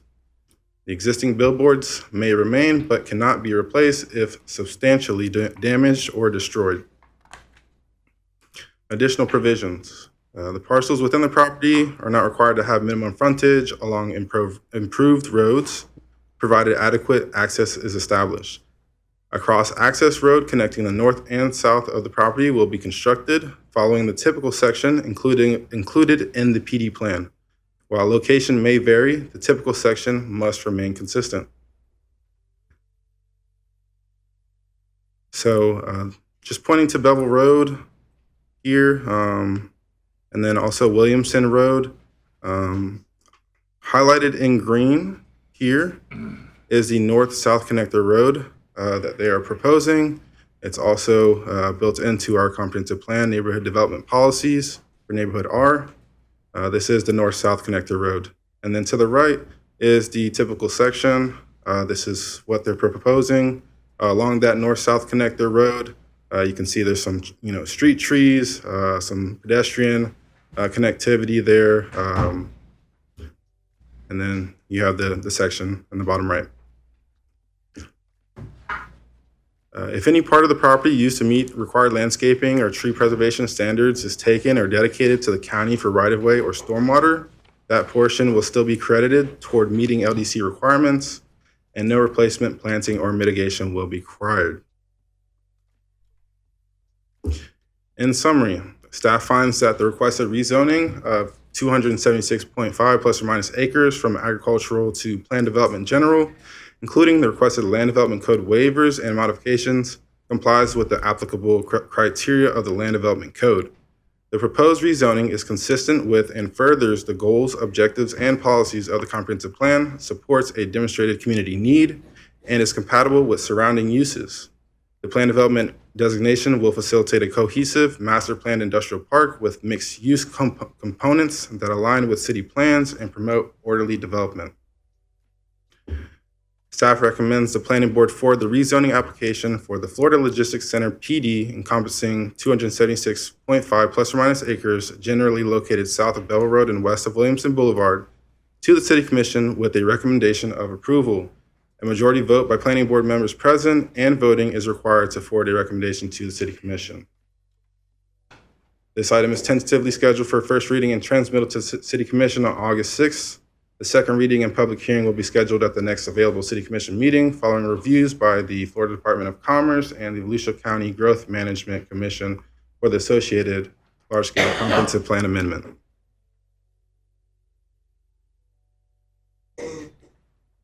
All done. Well done, Mr. O'Brien. Any questions for staff? I have a question. Please.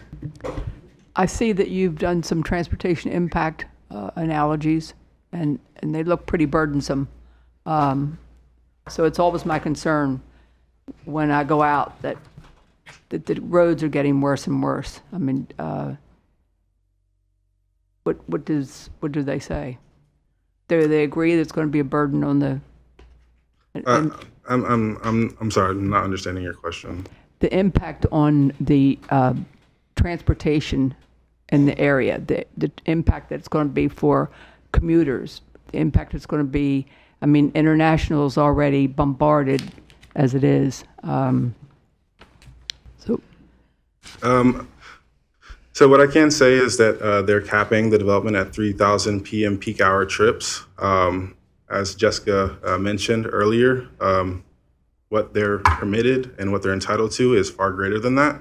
So they are reducing that impact, which should help the development be more sustainable. Yeah, and I will say that this is the rezoning level. When we get to the site plan level and the planning level, if we were to have some single family, we do a full traffic impact analysis of what the impact will be of the road, and the applicant will be responsible, the property owner will be responsible for any improvements to the roadway system to accommodate the number of trips that they're putting on the road.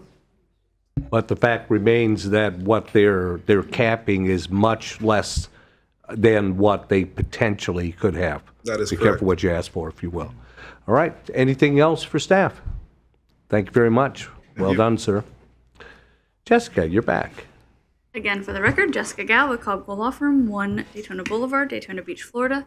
I am back, and this time we have pictures. So we have a PDF for the PD portion that we will walk through a few points, and then I will hit on some others. So the rezoning mimics a lot of what I just said for the comp plan amendment. I do want to note, as it relates to some discussion earlier on timing of projects coming forward, we do have a phase 1 site plan that is almost ready to be submitted to the city on layout. It is at risk. We understand that we are going through this process, but we want to get some design feedback. Accelerated review, maybe get us out of the ground. No, not Just so much. kidding.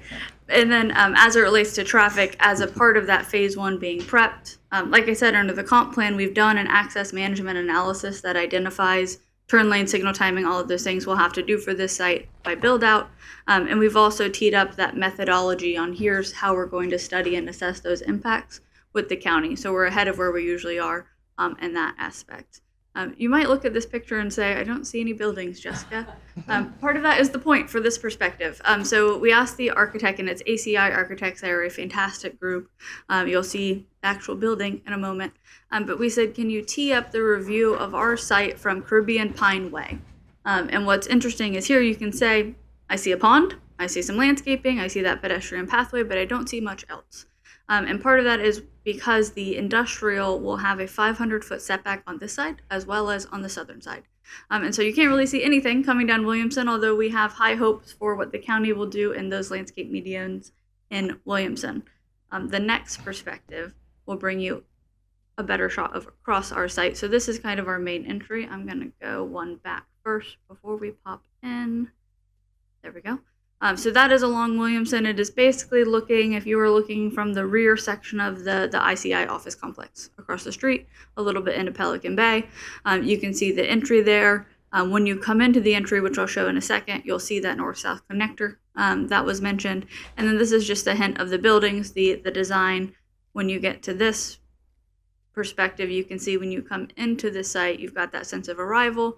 You've got a little bit of the industrial that we're used to, that precast materials, but we have a lot of glass facades on the entry feature, and I think a lot of unique signage that we think would activate this. You'll notice the name is Florida Logistics Center. We were first surprised that that had not been taken before by anyone else. But that is the design and motivation behind this project. It is to create a statewide center of excellence for industrial development here in Daytona Beach.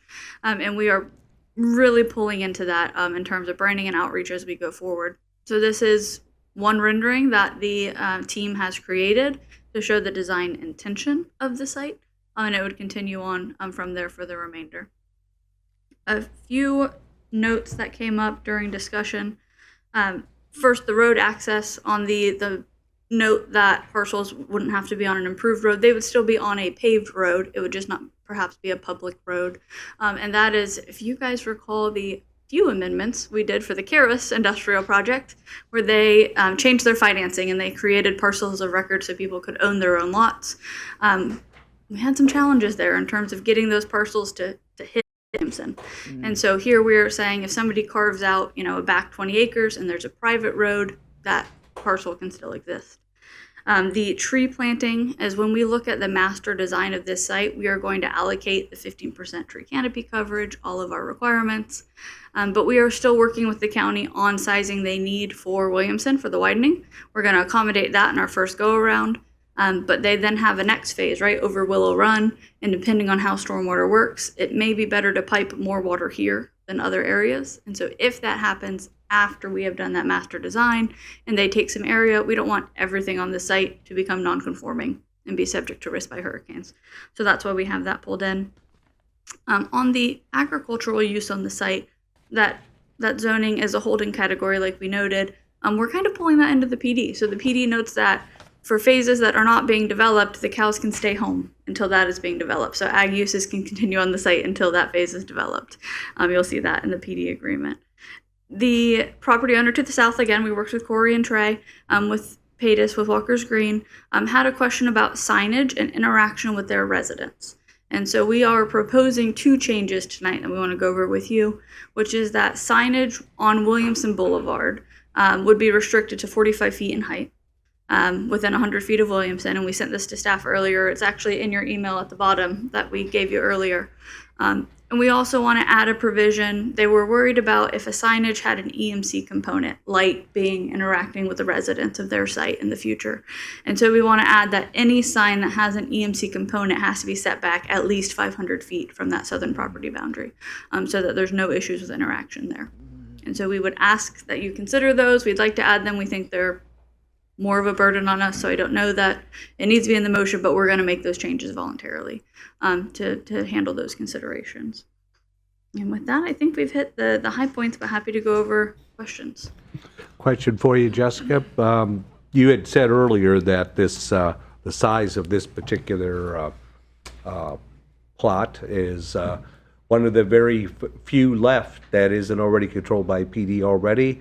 And we're talking 1,500 homes potentially and $6 million of, or 6 million square feet of mixed use and all these good things. And I'm looking at the uses we're talking about, and I'm sure it was forgotten, but nobody mentioned cell towers or communication towers, unless I misread it, which is always possible. I want to say I always include those now for you, but let me see here. No. I don't think we have an issue with adding them. That's what I wanted to hear. Thank you. I just wanted to, and I would assume the both heights, the telecommunication towers, there's 2 in the LDC. Yeah. Perfect. Any other questions for the applicant? I have a question. Mr. Vice Chairman. The agriculture zoning, would they just take segments of that off as they plan to develop, or would there be, you have to have 100 acres or, any? So we would work, we have for all of the Karasi family lands in Volusia County, they have one land manager who rotates their cattle around, make sure that any controlled burns that are needed happen. And so we would coordinate very closely with them, and they are like a master forester and fantastic, to make sure that the spacing of that use makes sense. You don't want cows directly adjacent to an industrial building. But we've got 276 acres, and if the But, first, you know, I mean, the reason for the, you know, the agricultural period is just the tax base. Sure. Yeah, you It's a know, benefit, absolutely. That's what it is. And I didn't know whether there would be a limit or variance on the amount that, you know, you don't want to take off 10 acres at a time. oh, certainly, yeah. Yeah, I'm just saying, you know, if there was any maximum or minimum. I didn't know. I've never heard of it, but Yeah, I would say I don't think so. So every year, the property appraiser will go out and say, this is the area that you are actually using for cattle. And so as development occurs on the site and it changes, we will recertify that this is where we have an active cattle lease, and here is where it is rotated around. And if that got to a point where it was not manageable, one, I have full faith that our property operator would say, we're moving them down the road to the other property we have, because they'll be happier there. But also the property appraiser would say this isn't a actual bona fide operation. yeah, Mr. Bartlett wouldn't be happy. Yeah. I said we don't want to make Larry angry. That is true. Okay. Anything else for Jessica? Here it's not. Thank you very much. Okay. We do not have any speakers for this item, and I would ask the motion maker to include both the applicant and staff revisions. Dennis, I believe what's been discussed, both the signage on Williamson and the EMC signs. Staff is from the acceptable city. to those changes, yes. Okay, just want to be Yeah. sure we're good there. So that's why I added applicant and staff revisions. So if I could ask for a motion, please, on item 4C. Okay, so I make a motion that we approve Plan Development General PDG, rezoning DV 2024-378, Florida Logistics Center PD, with staff and applicant revision. Beautiful. Second, thank you. Any discussion? All in favor, please say aye. Aye. Opposed, same sign. Passed unanimously. Thank you very much. Moving on to item 4D. Madam Secretary, please. Item 4D, Drury Hotel Planned Development, General, Planned Development General, PDG rezoning, DEV 2025-066, quasi judicial hearing. It's now staff time. Sir. This is a request by Robert Merrell, Esquire, Cobb Cole, again, on behalf of Drury Development Corporation, to rezone approximately 4.6 acres of property from tourist/highway interchange, T5, to be planned development general for the development of a hotel. This is the site location. The address is 2600 and 2610 West International Speedway Boulevard. The current future land use is retail. The current zoning, again, is T5. The applicant is proposing to change the zoning to Plan Development General. This is an aerial view of the current conditions. As many locals may know, it's the former Haverty's Furniture Store and Ale House Restaurant. The property was originally developed as a standalone furniture store and restaurant. Both businesses recently closed and relocated on the property, and the property was sold to Drury Development Corporation. The current proposal is to remove the existing buildings and construct a hotel and an outparcel for a standalone restaurant. This is the applicant's proposed PD plan. As you can see on the top side of this exhibit is the hotel, and then on the bottom right of the site is their proposed outparcel for what may be a restaurant. The proposed LDC modifications, the first one is to lot development criteria. They would like to modify lot width, lot depth, and setbacks from the typical T5 requirements based on the site's constraints. So give you some time to look at this chart really quick.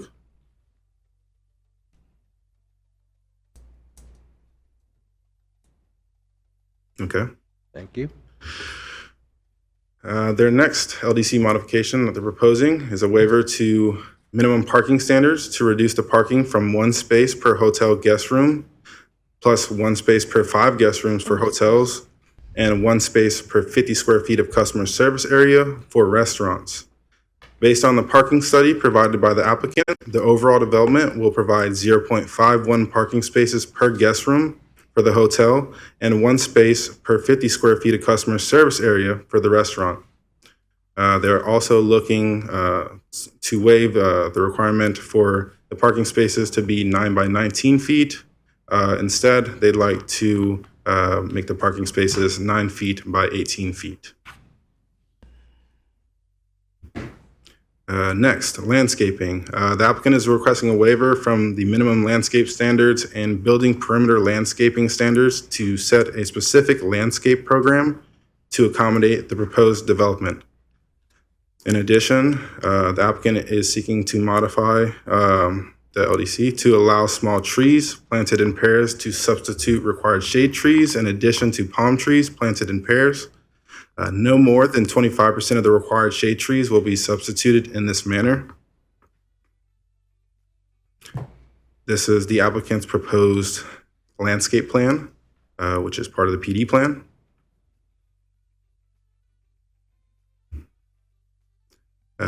Next, for signage, the applicant is seeking a waiver to increase the maximum wall signage allowed in the T5 zoning district and to establish a sign program in the PD.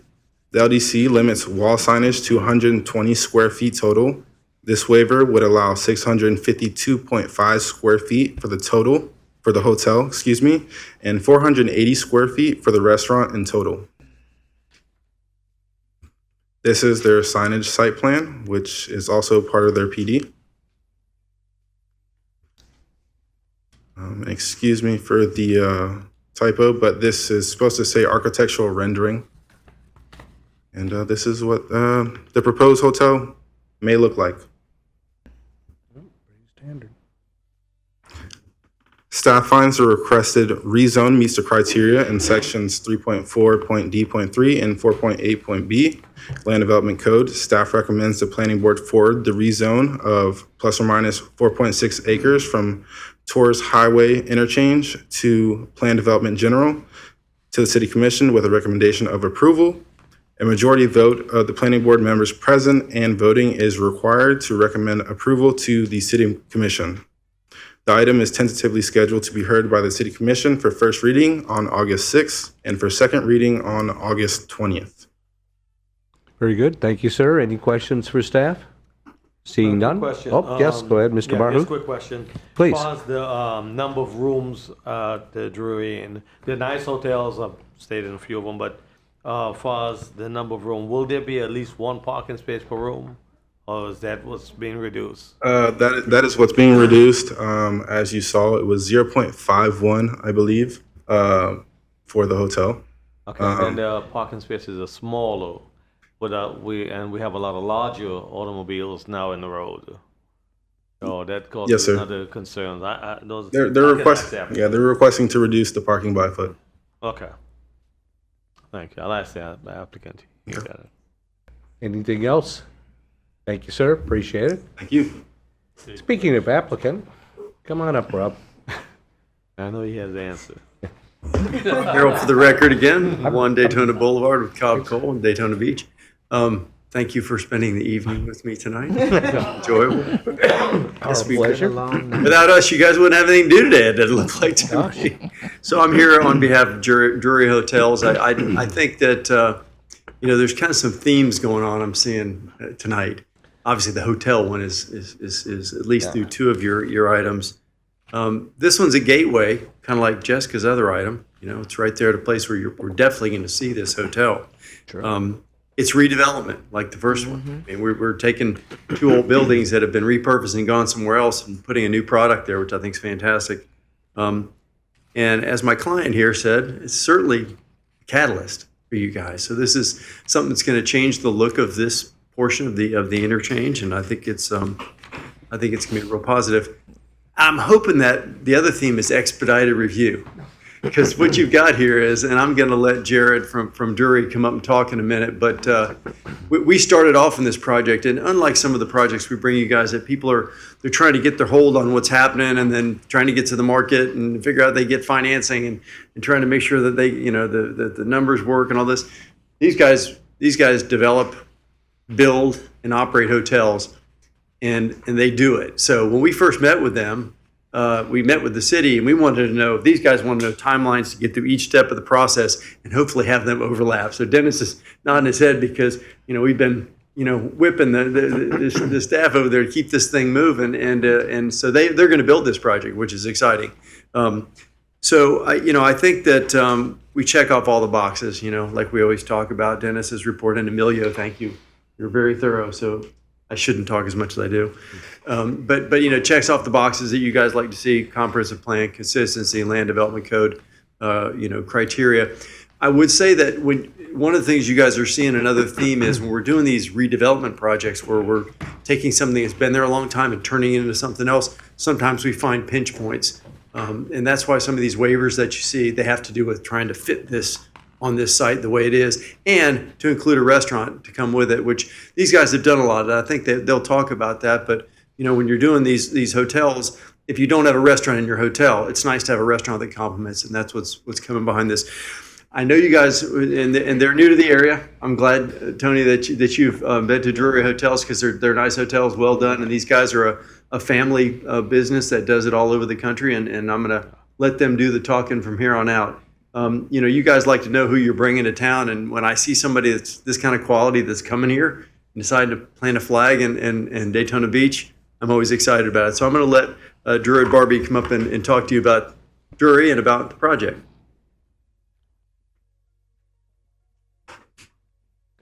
Name and address, if you would, young man. Good evening. Yes, Jared Barbie with Drury Development, Director of Development, 13075 Manchester Road, St. Louis, Missouri. Wow. This morning, flew in. Cool. So God thank bless you for having me. And Mr. Barhu, if you don't mind, I'd like to share a little bit about our company, and then I promise you I will get back to your question on how we park and why we do all the things that we do. Okay. I would be remiss if I didn't thank Dennis and Emilio and staff. We've met the building department, the fire department. We've been here early. We've been here often. I think for the Drury family, efforts date back probably over 15 years to finding a home in Daytona Beach. We are a family company, as Rob indicated, and family owned, but also family operated. Third generation family members run the company today. Privately held still, and vertically integrated in that we are the owner of these properties. We are the developer of the properties. We have architects on staff that stamp architectural plans. We are a licensed general contractor in all the states that we build in. So all the vertical construction activity that you see is Drury Development Corporation. I have team members right down the hall in our office in St. Louis that build these buildings.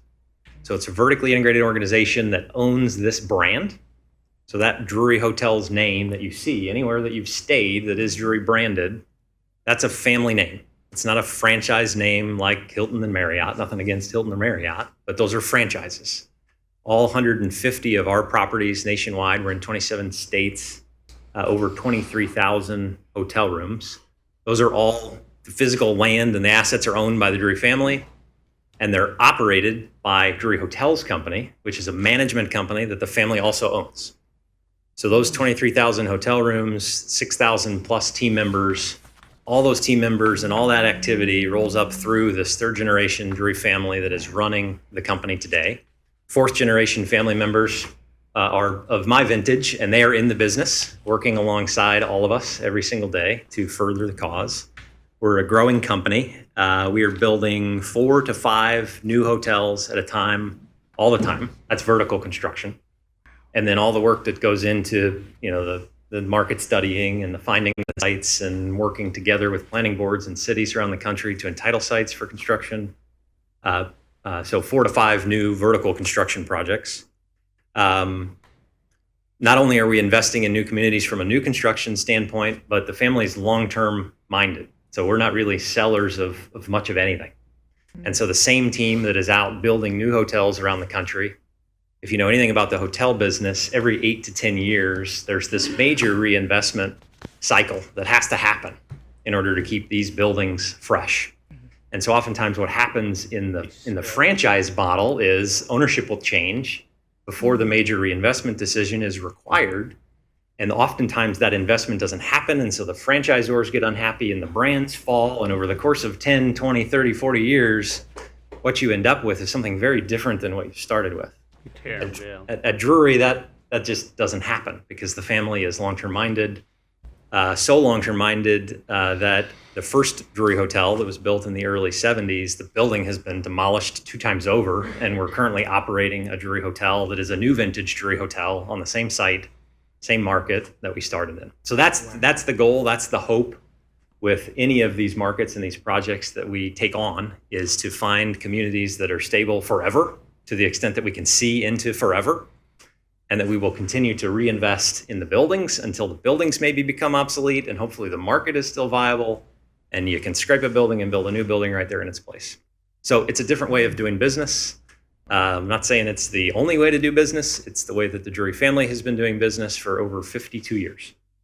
So we are excited to be here. We first opened a hotel in the state of Florida, the very first Drury Hotel where you stayed, Mr. Barhu, but Orlando, Sand Lake Road at I-4 and Sand Lake by Universal.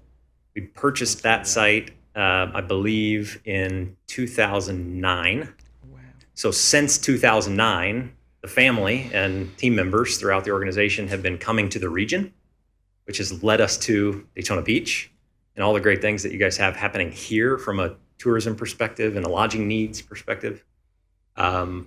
I have only been with the company just not quite 10 years. So that effort at Sand Lake Road predates me, but ever since I've been with the company, I've been coming to your great community trying to find a home. And to Rob's point, our vision, just like the vision at the beach, the project that you heard earlier this evening, is that this site, in the same way that that project could be a catalyst for the beach market, this site at the corner of I-95 and International Speedway, that's the front doorstep to the tourism corridor, in our view. And so the reason that we have taken so long, we've been so patient to find an opportunity to bring a project before you, is because we value what that front doorstep is to your community and what it means to a smaller hotel brand like Drury. And so we happened into this opportunity after many, many years of effort to find a home at the Gateway. The site, the Haverty's, former Haverty's and Ale House site, we went under contract to buy it in 2019. We had some tenants in the Haverty's and the Ale House that they had some time left on their leases, and we told them, if you want to stay through the time that you have, we're a long-term minded company and we can be patient. We're not like many that have to get into these processes right away. We own and we control, hold 10 to 15 sites just like this one around the country, and are only building at that 4 to 5 at a time pace. And that's an intentional effort by the family to conservatively reinvest so that we can continue to reinvest. And for the family, I think what that means from a opportunity perspective for the team members is this is a growing company, right? And there are a lot of really passionate team members up and down the organization. Forget about the development company. The heartbeat of the organization is the operating company, team members that interface with our customers. The family does a really good job taking care of those team members every day in terms of the benefits that they offer and the wages that they offer. And that keeps the team members happy, which correlates into great customer experiences at all the hotels. If the customers are happy, the business can be successful. If the business is successful, we can continue to grow. And that growth means more opportunities for the team. And you can see this cycle, right? It's no wonder that the family is still thriving after 5 decades of time and effort and energy. So that's a little bit about our journey. We, as I said, have been working closely with staff on the PD that is before you tonight. The first phase of development, obviously, is the Drury Hotel. We can speak all day long, all night long about what that Drury is and what that means to us. We're in for site plan approval already, working at risk to try to move as fast as we can move on the first phase of development. In conjunction with the hotel, you see in your PD, there's a restaurant program at the corner. And we have found a lot of synergies in other projects around the country between hotel and restaurant use. It's a great amenity for a hotel guest, either our guests or the guests of hotels that are adjacent, to be able to walk out the door and find an alternate food opportunity, but it's also great for the community. And so we've been working closely with staff to try to find ways to create a framework within the PD that can allow us to attract new, high quality, long-term, viable restaurant options, or hopefully the same forever future that the Drury will provide in the hotel. And so, yes, there are some things throughout the PD that are, unique from a standpoint of how they differ from code. All of that is in an effort to make sure that we can create enough flexibility as we pursue non-Drury, restaurant users. These are hopefully high quality, good credit, well-known brands that you may not have yet in the community. Drury's goal would be to preserve ownership of the restaurant land, do a long-term lease with a quality operator who can live in harmony with us, park in harmony with us.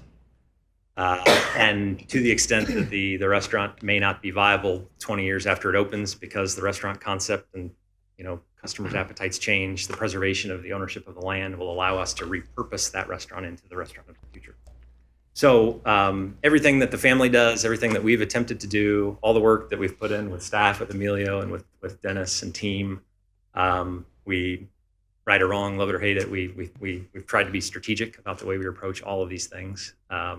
So if I may, any questions? I'm happy to answer any questions you have. If I may. Normally I'm the parking guy, but since Mr. Barhu brought it up, I can't wait to hear it. So sure. Please.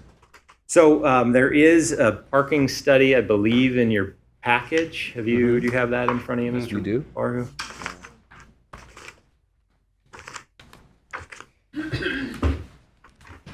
So as with any Drury hotel project or hotel project in conjunction with hotel, obviously we don't want to do anything that is detrimental to our hotel business.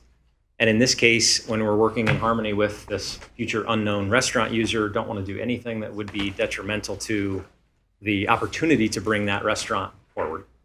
So maybe just as a point of clarification on the ratio of parking for the hotel, we've tried to be intentional in the way this parking study is created in the phasing of it. So there are really kind of three standards that you see if you read the meat and potatoes of the parking study. And the first anticipates that the hotel might go first and go solo, which is likely to happen. Right. In that case, the minimum parking requirement for the hotel operating by itself is actually 0.82 spaces per room, and that's a minimum. So the site plan application that is on file with staff actually has more than your one space per guest room in the first phase of development, because we desire to have at least one space per room in the program for the hotel.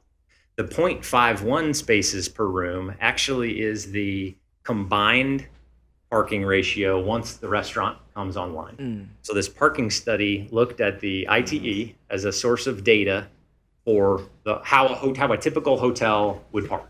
And they used this 85th percentile ratio. And that's what arrived at the 82% ratio for hotel by itself. And then they combine that with the city's code for restaurant use. So there's no waiver or deviation or modification to the requirement for the restaurant. If the restaurant were to operate first before the hotel, which is unlikely to happen, the restaurant would park per code, city code. But then when they merge together, the study looks at time of day variation for those uses parking in harmony. And as you might expect, hotels, they peak in the middle of the night. So between midnight and 4 a.m., the hotel is full, and that's as many parking spaces as we will ever need. The restaurant, on the other hand, I think this study says that on the weekends or maybe on Saturdays, they get fully loaded at 7 p.m. So it's a dinner rush. And so then they combine the peak for the restaurant with the peak for the hotel at the same hour of the day. And that's how we arrive at this kind of hybrid 0.51 for the hotel plus code for the restaurant. And I would also be remiss if I didn't say, despite what the minimums say here, again, we are the long-term operator of this hotel. And as restaurant users, hopefully lots and lots of restaurant users come before us and we have lots of choices. We will not do anything that jeopardizes the parking for the hotel. And we don't want to bring a restaurant that would jeopardize parking for the restaurant, right? Because it's detrimental to the hotel's business to do that.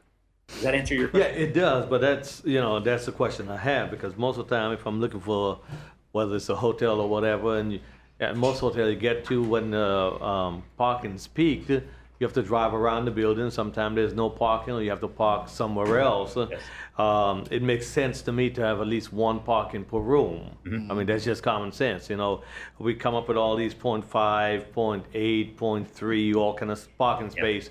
They make a car as a car. The way you park it. Right. Now, we have larger cars, of course, a lot of SUVs and so forth, and then we're making the parking smaller. Well, there's also a danger to other folks' cars being scratched, hit, bump. I mean, and you're driving with a $40, $50, $80,000 car, and you park it in a small parking, somebody's going to hit it naked. Then who becomes responsible for that? Sure. So there's a couple concerns that I have from those perspective, the safety issues. But more so, if I'm looking for a hotel, I like your brand, stayed in them before, the Missouri and all these other places you've had things. Thank you. And so great, but the parking, I've often said you can go somewhere, if they have parking, you'll stay. Right. If you go somewhere and there's no parking, I don't care how good the place is, you'll find somewhere else to go to. Right. So parking is always critical for me. I understand the concept of using the time frame when you get the restaurant and the hotel, the peak times, and I understand all that, which is good. My philosophy will there be sufficient parking for the guests that's actually going to come? And it's all a business perspective. That's all it is. Because you don't want to turn people away because you don't have parking. That's absolutely it. And I didn't, I guess, address your question relative to the dimensional differences between the code and I what we understand. proposed. Yeah. We, as I said, operate more than 23,000 hotel rooms around the country. So thus we have built almost an equivalent number of parking spaces, and we build 9 by 18 parking stalls all day long. And we have found that is an ample size parking stall for customers.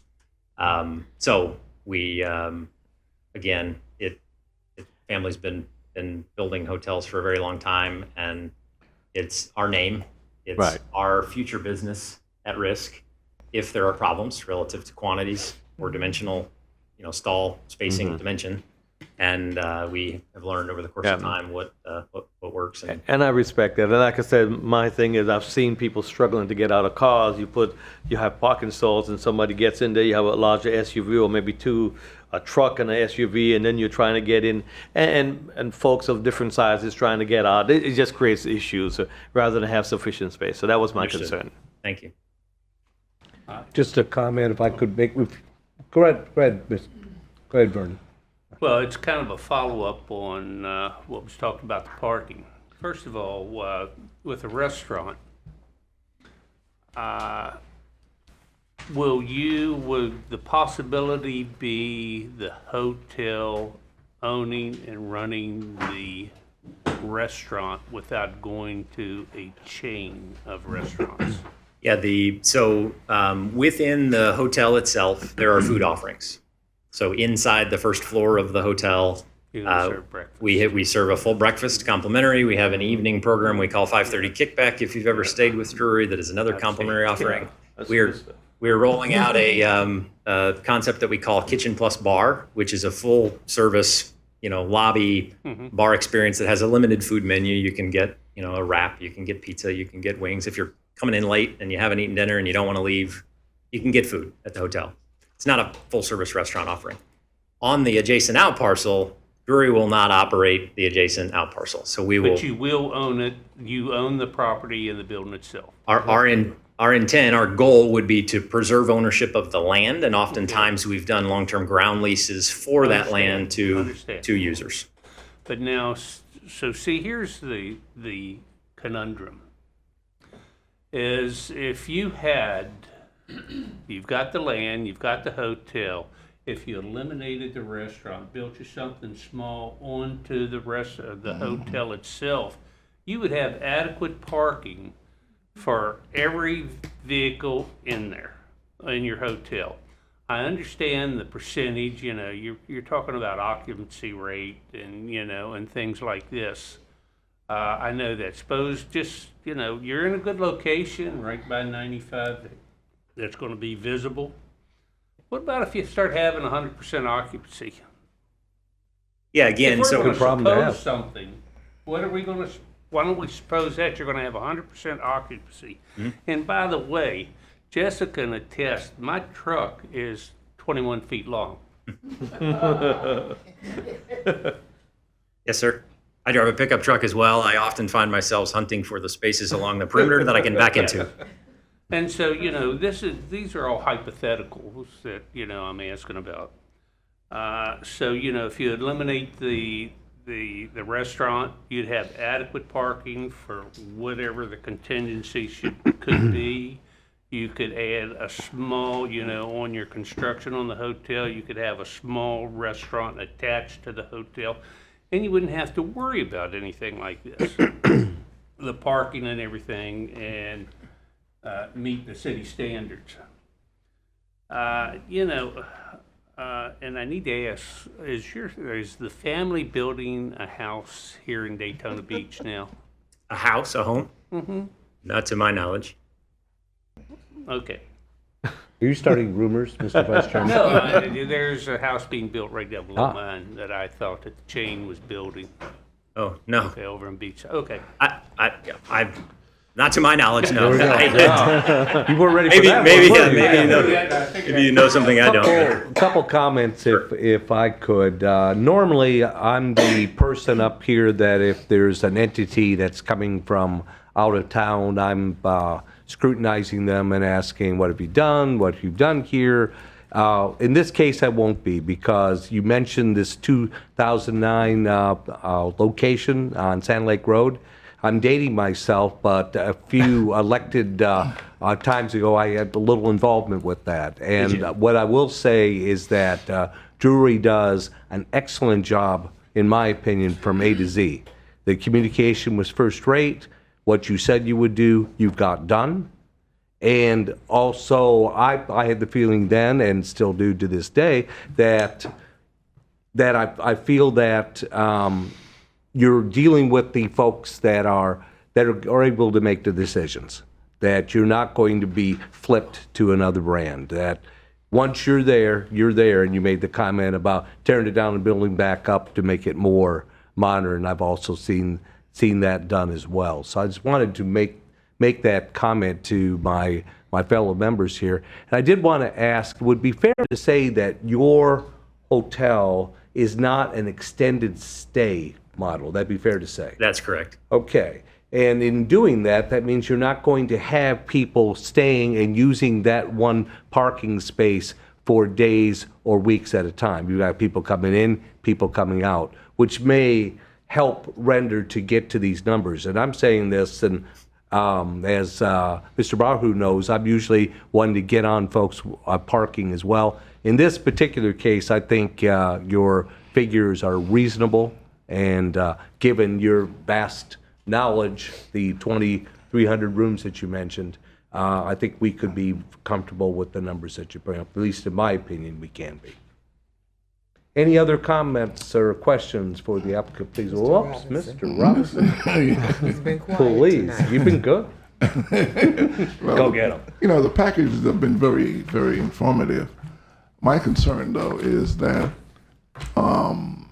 where you are going to build the Drury Hotel, right next door is the Best Western. A couple hundred feet, maybe or so later, down the road is the Comfort Inn and the Days Inn. And there are several restaurants along that road. And I'm looking at the Speedway and the amount of people that comes into the city. And I'm following along with Mr. Bahu, concerned with the parking. And I'm trying to envision how you do a 0.051 parking space. And I'm still baffled by it. But I like what you bring into that area because, you know, Haverty's been moved out and the Miller Ale House has moved out over the Tangent Mall, and we could use something there. Is this a 3-star hotel you're bringing in, or a 2-star hotel, or? Yeah, so in our business, we don't often refer to our brand in terms of stars. There is a company who is kind of the gold standard in the hotel industry for data and information called Smith Travel Research. And they categorize brands by chain scale, similar to the star ratings. And Drury, in their case, is categorized as an upscale hotel. Upscale, okay. I would love for you to come into this area where you're going to be building, but I'm concerned that about the restaurant. And when you look at the Comfort Inn, the Days Inn, and there's the Quality Inn, there's like about maybe 1, 2, 3, 4, or 5 hotels along that strip between Fentress and Tomoko Road. I don't see the need for, but another restaurant. And if you're going to have a quality hotel, you might want to either reduce the restaurant size or, like the chair says, maybe include it into the design of the hotel on the first floor or second floor or something like that. But I would have a problem, I do have a problem with the amount of parking given the events that takes place in that particular area. During, Speed Week, Bike Week, and all the other events that takes place down there. Sure. You're gonna need parking. Yeah. And the 0.51 of 82 doesn't cut it. So if I may, again, on the 0.51, as a point of clarification, 0.51 is not the required ratio of spaces per room when the hotel is built by itself. Yes. So the ratio in that phase is 0.82, and that's from the ITE. And then I will also say, again, we have submitted a site plan application to the city that is phase 1 hotel. And I believe, don't quote me on the exact number, but it's somewhere on the order of 210 to 220 parking stalls in the first phase for the hotel. Okay. And that's largely a function of, in the construction industry, you're trying to snap phasing lines, right? So where does it make sense to start and stop my curbing, my asphalt? How do I plan for the future? And so in phase 1, when the hotel opens, subject to this site plan approval, there will be more than one space per room on the parking lot. And then as we hunt for the right fit from a restaurant perspective, that's when the blended 0.51 plus city required code on the restaurant kicks in. And the blend of those, if you look again at your parking study, this assumes, what did we assume here, guys? Help me. 8,300 square foot customer service area for the restaurant. So that's not an 8,300 square foot restaurant building. That's the customer service area within the building. So round numbers, maybe that's a 12,000 square foot restaurant, which is a big restaurant. So it may not be that big, but in that example with an 8,300 square foot dining room and our 180 room hotel, this parking study says we need 258 total parking spaces. So if you assume one space per hotel guest room at 180 guest rooms, you have almost 80 spaces of additional parking for the restaurant, not taking into consideration the overlap that happens, the time of day variation that happens. So in the hotel business, you can't check in until 3 o'clock. So between 3 and 5 o'clock, there's a limited number of people that are coming in. Most of the people are coming in after 5.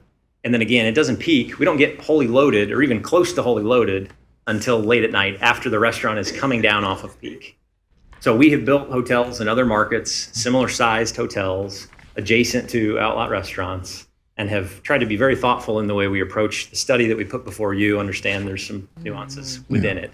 But there will be adequate parking. We will not allow there not to be adequate parking for the hotel and the restaurant. But have you ever built next to a speedway?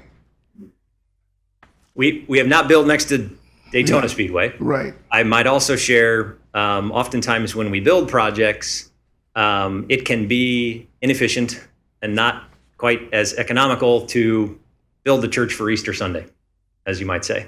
And so if there are key peak times, either day of week or seasonally or big events, operationally, we may have to find alternative ways. Partner with neighbors, run shuttles, other operational solutions. But the goal would be not to build the parking way bigger than it needs to be to anticipate, 3 handfuls of major events every single year.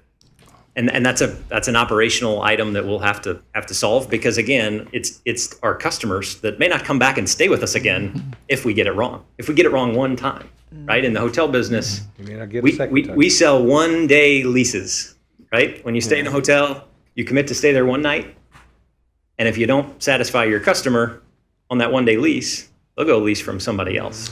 Well, the thing is, in your phase 1, you'll have sufficient parking, but in your phase 2, you might want to reconsider the uniqueness of that strip that you're on between Fentress and between Tomoko Farms Road, and the parking is going to be essential because some of these folks, they come in for a week at a time and they stay for those events, and it's almost like just about every month or so. So I would suggest that you might reconsider that, and in looking at this report that you're giving us, my inclination is to say, yes, I agree with you, phase 1, but, with a caveat that with phase 2, I hope that I'm still here to look at your site plan for the restaurant. Understood. Yeah, that does bother me in this phase 2 with the restaurant. Understood. I am very familiar with the parking down in that area. And again, just to be clear on the restaurant hunt that will ensue, hopefully the hotel is permitted and under construction soon. Okay. And with that construction, oftentimes the opportunity, the future captive audience generates interest and activity in the restaurant opportunity in and of itself. When they see the building coming out of the ground, they know there's reinvestment, they know there's going to be a hotel. That's a whole lot of people on a busy night that they might be fortunate enough to serve. Yeah, and that's when the hunt really begins for the restaurant. And within our organization, we have real estate professionals that are managing that hunt and that discussion. And if a restaurant user comes before us who we believe has too big of a dining room, has too big of a parking demand, that in combination with this hotel will prove problematic, we will commit to you to pay close attention to everything that you guys have shared about parking. Yes. But we would ask that you give us the opportunity to go do that hunt to try to bring forward a quality restaurant operator, because we think it's important. It's an important piece of this puzzle that we have that close, proximate restaurant, but separate and apart. It's really 2 different businesses in our mind. We're really good at the hotel space. Restaurants are not our business, and so bringing it into or adjacent to and either operating it or shrinking it in size, we want the restaurant users to come to us and evaluate how they fit within this ecosystem. Yeah. If you'd give us the opportunity. And it's in your best interest to get it right. It's in our best interest, that's right. All right, very good. Anything else? Thank you, sir. Appreciate it. Thank you for flying in from St. Louis Mo to see us tonight. Thank you. Appreciate it. Moving on, we have one speaker, Mr. Nicholson. We haven't heard enough from you. Come on up, young man.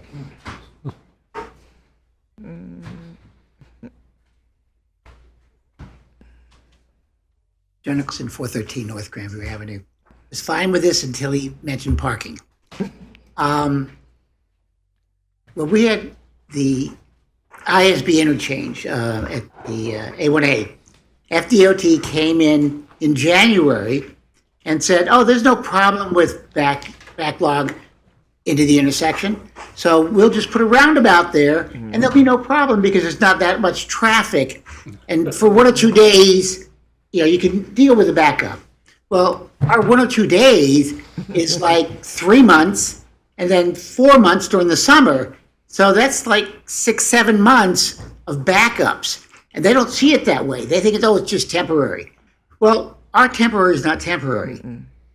Our events are not temporary. It's not a Saturday night in which you look around for a parking space. We have 9 major events of over 100,000 people. We've got now 4 events over 250,000 people. And all of those events are in one location, within a stone's throw of the hotel.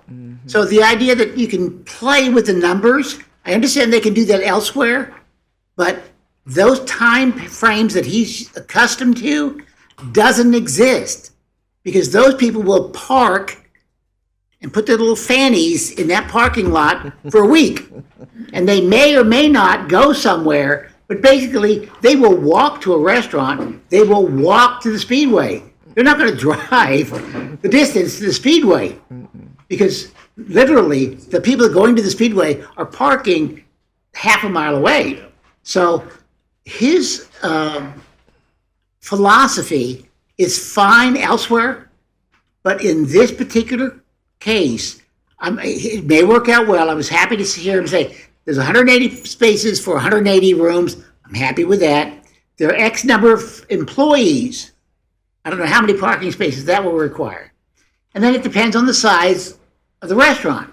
You put a little tiny restaurant in there with 12 seats, you're not doing too badly. Put a nice sized restaurant that's very popular, you get lines waiting. Like Joe's Crab Shack is the problem. And there's a Joe Stone Crab in Miami.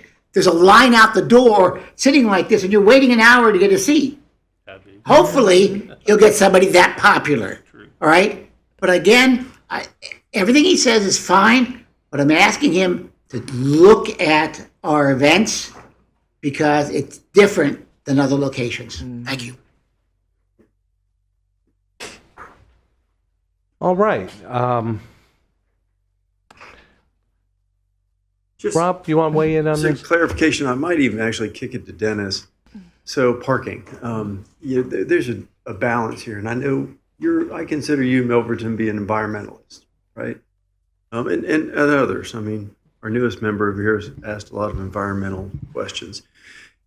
We've got places in this state that are having parking maximums now, not minimums. They're doing just the opposite of what you guys are talking about.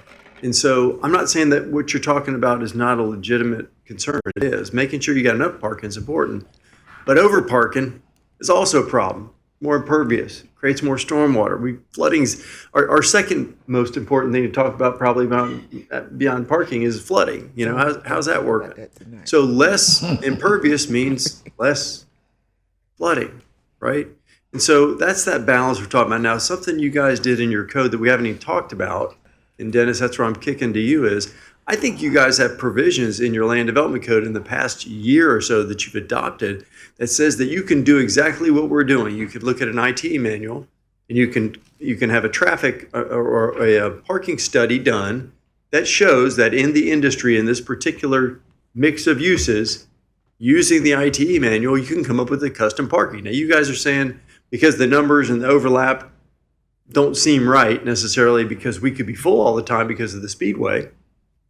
I think we need to look at it as if it could be full. I get that. But I think that during site plan review, Dennis, we have a mechanism that allows us to do just this during site plan. Is that correct? That's correct. Let me start by saying that our land development code has a parking requirement. It's a generic parking requirement. It's a one size fits all. We don't know, we can't take into account all the possibilities of what might happen, which is why, what Rob points out in our land development code, we also have listen, you might have something different here. Come in with a parking study and show us how it's going to work. And they have the professionals that come in here and they put down those numbers, and you've got somebody who's in the business and 23,000 rooms across the country knows his business. He knows his business more than anybody knows his business. So he's saying this works for his business. He knows when these people are coming in. So we look at that parking study says this. That generic number that we have that we use is just kind of anybody that comes in, this is what your requirement is. We will take that parking study 100% over that generic number every single time, because that is geared specific to that use, that property, and how it's going to operate. So that's why we allow it. And Rob is correct. They come in with a site plan with that parking study. We accept that, and we can administratively reduce that number of parking based on that parking study. That's what the code allows us to do. And let's keep in mind that as of today, we're talking about the hotel. We're not talking, we don't know what the future may hold for the restaurant, size, gravity, magnitude, we don't know. What we do know is that the hotel has adequate parking as of 8:40 on a Thursday night. We do know that for absolute certain. What is going to happen, as Mr. Robinson said, he wants to be around when they come back by to take another bite at the apple. At that point, we deal with it at that point, but I think we have to deal with what's certain as opposed to what might be. Right. Also, if I may say, nobody's going to build a 180-room hotel and have 50 parking space. I mean, you shoot yourself. That's not good business at all. So that I know we have. Yeah, of course. However, Mr. Chair, part of our responsibility is that we know our community. We know the environment in which we live in, and what we have now or what they propose, he might be an expert at, but he's not an expert at our community. If we allow dissatisfied folks to leave our city with major complaints, they're not going to come back, and they're going to have a negative view of where they just left. If I've been to some places that the food is bad, I'm going to go on Google and I'm saying the food is bad, and don't go back to that restaurant or don't go back to that hotel. And it affects our community. And I'm not saying that I disapprove of your hotel. I love your design because right across the street, we approve another hotel from the Wyndham. So we're going to have a lot of hotels along that strip. But we want to make sure that when they come to the second phase, they understand our concern from now, so that we can look back and now on record that we were not totally in agreement with a reduction in the parking because of the negativity that it might bring. I'm not opposed to the hotel. I'm just opposed to the comfortability of the people, our visitors. And right in that area, there's going to be a lot of traffic. We know the area. And what I'm saying to you in your phase 2, right? Consider the fact that we know our environment. You know your hotel business, but you don't know Daytona like we do, and that's why we're here. Yes, sir. Understand and respect your opinion and your knowledge of the market. Absolutely. I just want to make one point of clarification again. Please. So the site plan approval has been submitted for phase 1 for the hotel. And again, plus or minus, I think it's 210 to 220 spaces. 222. So that's phase 1. The restaurant user is unknown. And so the framework within the PD relative to the restaurant size, and then in turn, how many additional parking spaces will be required on top of that 222 is still yet to be determined. In limbo. So in the PD agreement, I think what we tried to do in the text was to outline a couple different examples of restaurant sizes, right? We're on this hunt for restaurants. And all restaurants are not created equal, not in size, not in dining room, not in parking, in any market, right? And so just as an example in the code, what we've been talking about relative to this 258 space maximum that is outlined in the parking study, that anticipates the absolute maximum size customer service area that is permitted under the PD that is before you.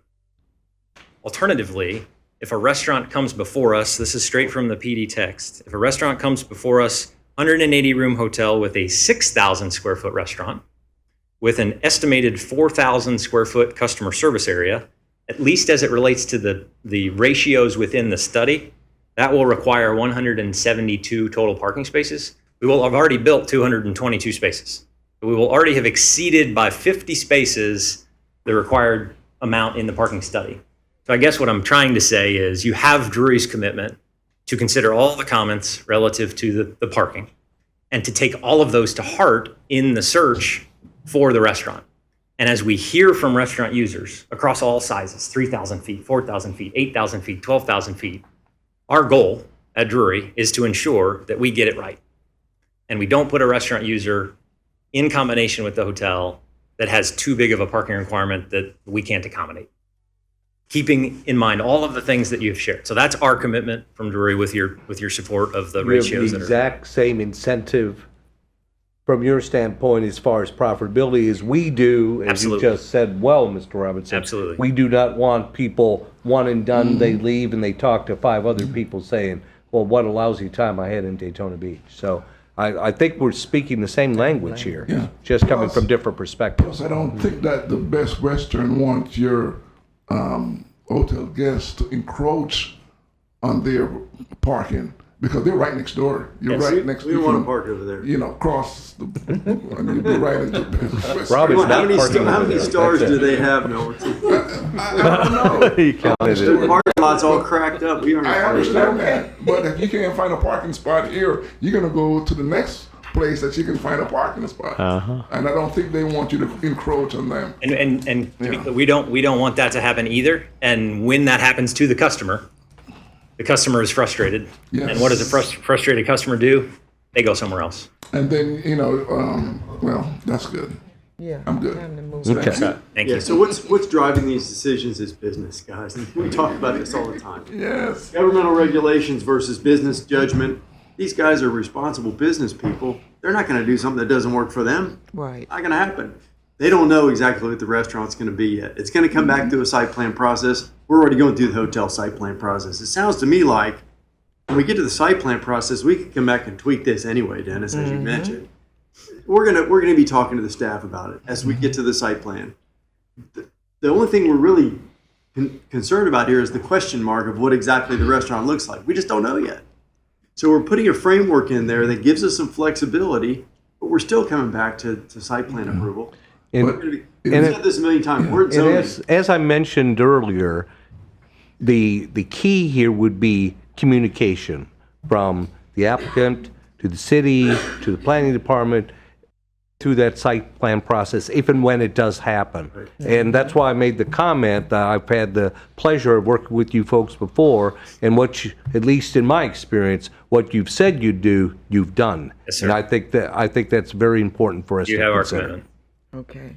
Yeah. Can we move forward? Anything else? Oh, okay, sure to go. Okay. All right, now make a Gentlemen, thank you very much. We really appreciate your time. All right. So, Okay, I don't see any speakers for, oh, we had John. I thought he But John's already already spoke. spoke. That's okay. Don't try to sneak in again. Nicholson, I'm watching you. With that, could I please have a motion on item 4D? yeah, make a motion. We approve plan development general rezoning DV 2025-066 Drury PD.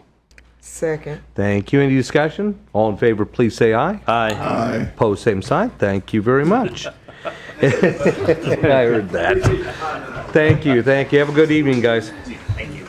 All right, we're moving on to item 5, other business. Some of our boards that we are liaisons or members of, kind of keep track of what's going on around the city.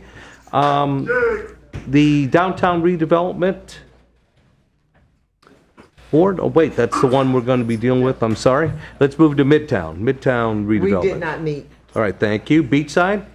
Beachside had a interesting meeting, had a quorum. That could be a first for the year. That's And great. one of the big things that we were talking about is downtown parking. Always an issue, parking in the grass. Some of the ongoing problems that or discussion, I won't say problem, discussions that they have during every time any event comes up. That was a major factor. Ample parking. And it's ample parking and, during the festival. Yeah, that's Put it like that. the challenge for those events where it just kind of shoots up beyond the normal, and how do we deal with that? So, Well, challenging. The things that they were talking about is, letting parking on the grass at special events, city giving permission to do it, and that was the issue. Thank you. all right, thank you, sir. For affordable housing, we had a meeting last week, a presentation from our own Paul Long. She did an excellent job discussing the history and location of data information regarding affordable housing in the LDC, section 6.22. She mentioned it often during her presentation. She did a great job, and it was very helpful to know when you have some of these challenges, is understand, well, what options do we have, where can we go, what can we do? It's right there. It's just knowing where to go. She did a great job with that. Okay, next, any other public comments on items we did not talk about tonight? Not seeing anyone rush to the podium, we'll move on. We need to select a representative for the Downtown Redevelopment Board. You might remember Mr. Newman, our new member's predecessor was handled that role, and I would hope she might consider that again. Shaking her head no. Let me first say that the board meets on the first Tuesday of every month, and they meet at noon here at the chambers, and lunch is provided with for the meetings. Can't do it from noon stuff? Okay. Okay, well, do we have anyone else that would have an interest in taking that on? I just don't live down that way, so I'm kind of far away. Okay, guess we'll have to move forward to next month. Maybe, you might have a change of heart and feel good about it. Anyway, okay, that's fine. That's fine. We'll move past that. Any staff comments other than the fact we don't have a Downtown Redevelopment Board rep at this point? That's it, everybody. Have a great evening. Okay, that works for me. Thank you very much. Have a good evening. Thank you for your time tonight. Thank you.